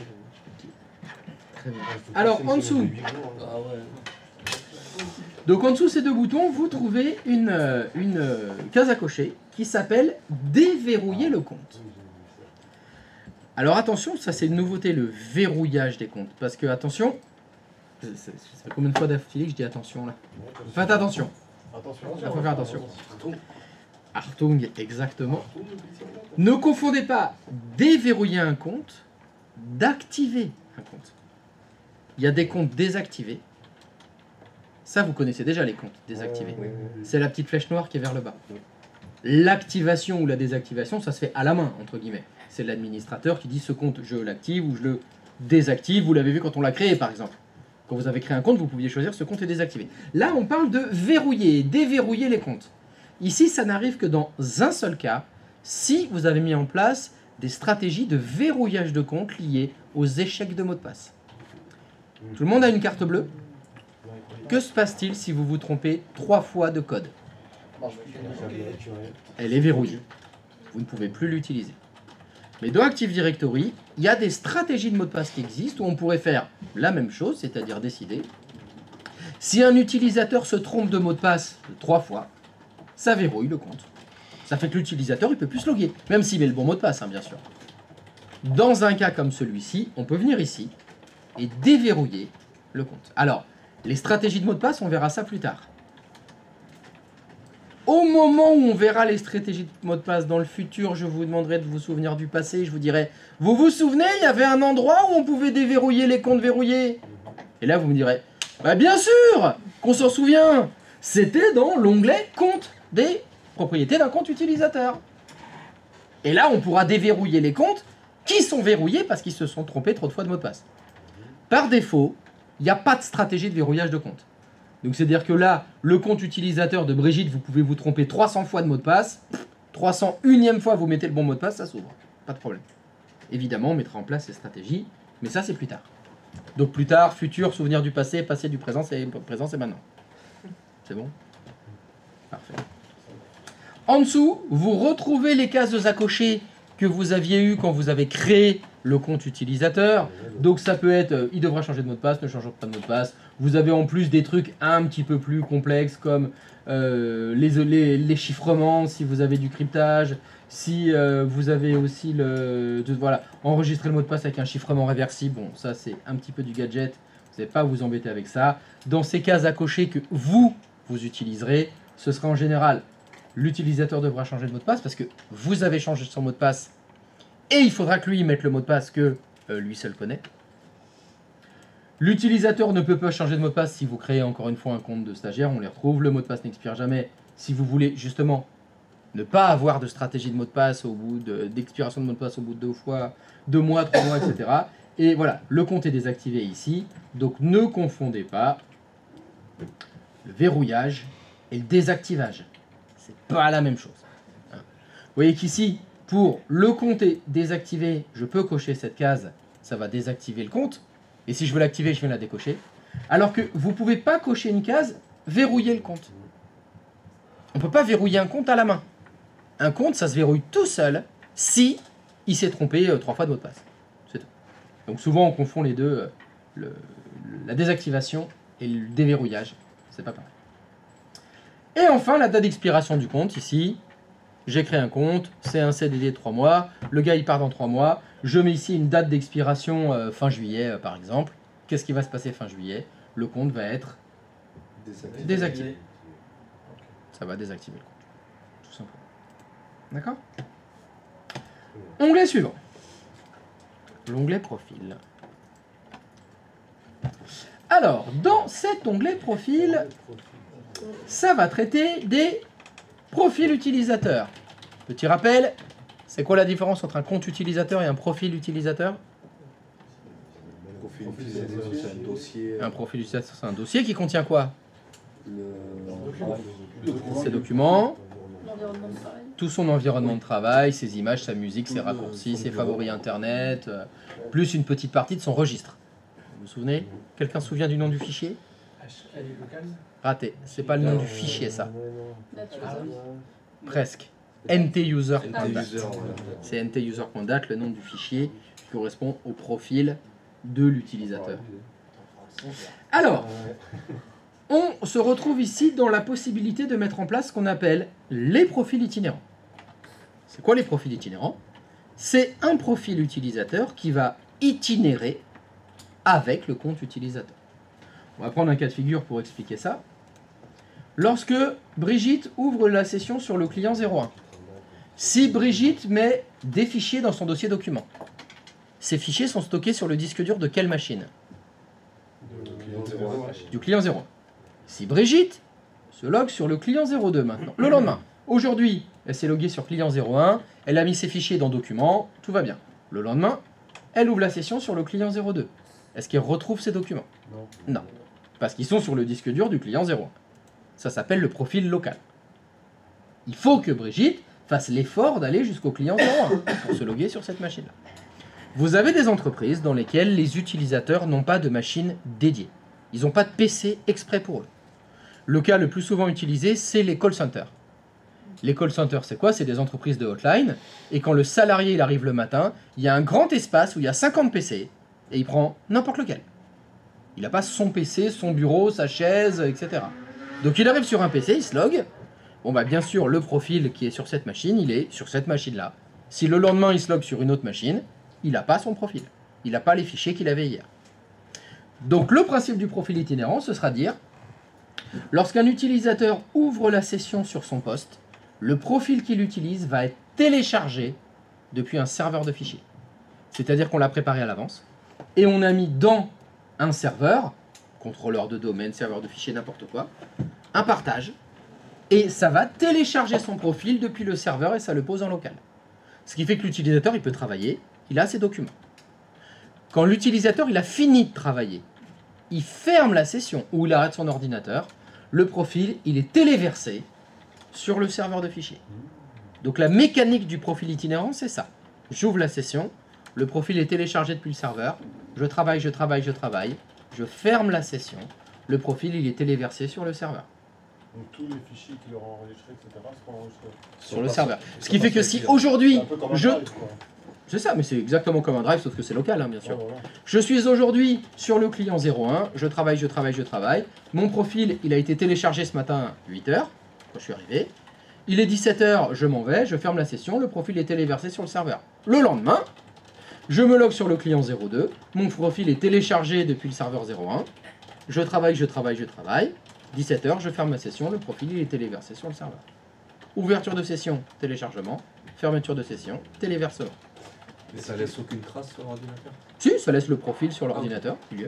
Oui, ça risque pas d'engorger un peu au bout d'un moment la mémoire sur l'ordinateur. Je sais pas s'il y a beaucoup de passages sur un même poste et qu'à chaque fois ça garde les différents. Oui, profils, ça peut, oui, si, c'est possible, mais bon, normalement les disques durs, aujourd'hui, ça fait longtemps que c'est vrai ils qu'on sont est un d'accord, poil c'est- surdimensionnés par rapport à ce qu'on fait, mais ça peut arriver. Hein. Alors après, ça se traite. Les profils les plus anciens, on peut les supprimer automatiquement. Il y a plusieurs techniques pour éviter un engorgement du disque dur du client. Oui, ça peut.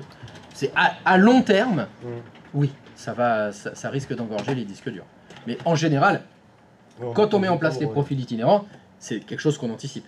On met en place toutes les stratégies qui permettront de éviter cette explosion d'espace sur les disques durs. Typiquement, quand j'étais chez EDF, ça arrivait quand les gens ils verrouillaient pas ils se déconnectaient pas de leur son, qu'ils faisaient juste Windows L et du coup ça. Et donc ça c'est uploadait une pas, session, ça téléversait pas le profil sur le serveur. Donc ça faisait des décalages après. Quand on a des soucis comme ça, on risque d'avoir une désynchronisation entre deux profils parce que je comprends pas, j'ai pas mes fichiers que j'avais hier. Oui, mais hier, t'as pas fermé la session sur le poste numéro 2. Donc ton profil s'est pas téléversé, donc c'est mort. C'est un grand classique ça. Ça nécessite une bonne habitude de travail, une formation des utilisateurs ou des techniciens qui sont capables de gérer ce genre de problème. Ça peut arriver. Et donc si l'on souhaite mettre ça en place, ici, c'est comme ça qu'on fait les profils itinérants, dans l'onglet profil d'un utilisateur, là où il y a écrit chemin du profil, on va écrire le chemin du serveur qui contient le partage dans lequel on veut mettre les profils itinérants. Donc évidemment, pour ça, il nous faut un serveur, il nous faut des partages, etc. On ne va pas le faire aujourd'hui, mais on le fera plus tard. Donc c'est pareil, futur, passé, passé du futur présent, c'est maintenant. Le sujet sera les profils itinérants. Vous vous souvenez, j'en ai... Eh ben on le fait, allez go. Donc ici, on mettra quelque chose. Ligne suivante. Script d'ouverture de session. Alors c'est quoi les scripts? C'est quoi un script en langage informatique? Des lignes de commande. C'est des lignes de commande. Alors, en général, un script, c'est un fichier qui s'exécute tout seul et qui contient effectivement dedans, il y a les lignes de commande pour faire l'action qu'on veut faire.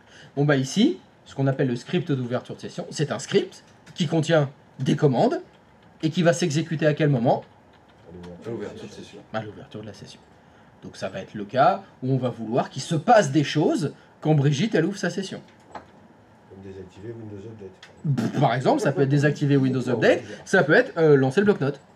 Voilà, Brigitte elle a besoin du bloc-notes, c'est son outil de prédilection. On voudrait que ça se lance tout seul. Bah, dans le script, on écrit lancer bloc-notes et hop, ça lance bloc-notes. Alors, ça peut faire des milliers de choses, hein, les scripts, il y en a beaucoup. Mais il y a vraiment beaucoup d'entreprises qui utilisent les scripts d'ouverture de session. Même si c'est peut-être quelque chose que vous lirez ou vous entendrez, on va vous dire ah, c'est un peu obsolète. Pour un truc obsolète, il est vraiment très très très répandu. C'est quelque chose qu'on utilise depuis... on n'est pas loin de 40 ans maintenant sur les scripts d'ouverture de session. Et on s'en sert toujours. Pourquoi on s'en sert toujours? Parce que, tant que ça fonctionne, on touche à rien. Il y a des scripts qui ont 40 ans qui tournent encore. Dossier de base, je vous embête pas avec ça. Ça, c'est un vieux truc. Ça datait d'NT4. C'est plus utilisé. Ça a été remplacé largement par les scripts d'ouverture de session. Petit café? Ouais. Allez, allez vous réveiller là, parce que là je vois les yeux qui font... Allez, vous sortez, vous vous donnez 3 claques, vous vous mettez 2 cafés en intraveineuse, et c'est reparti. Soupe à l'oignon.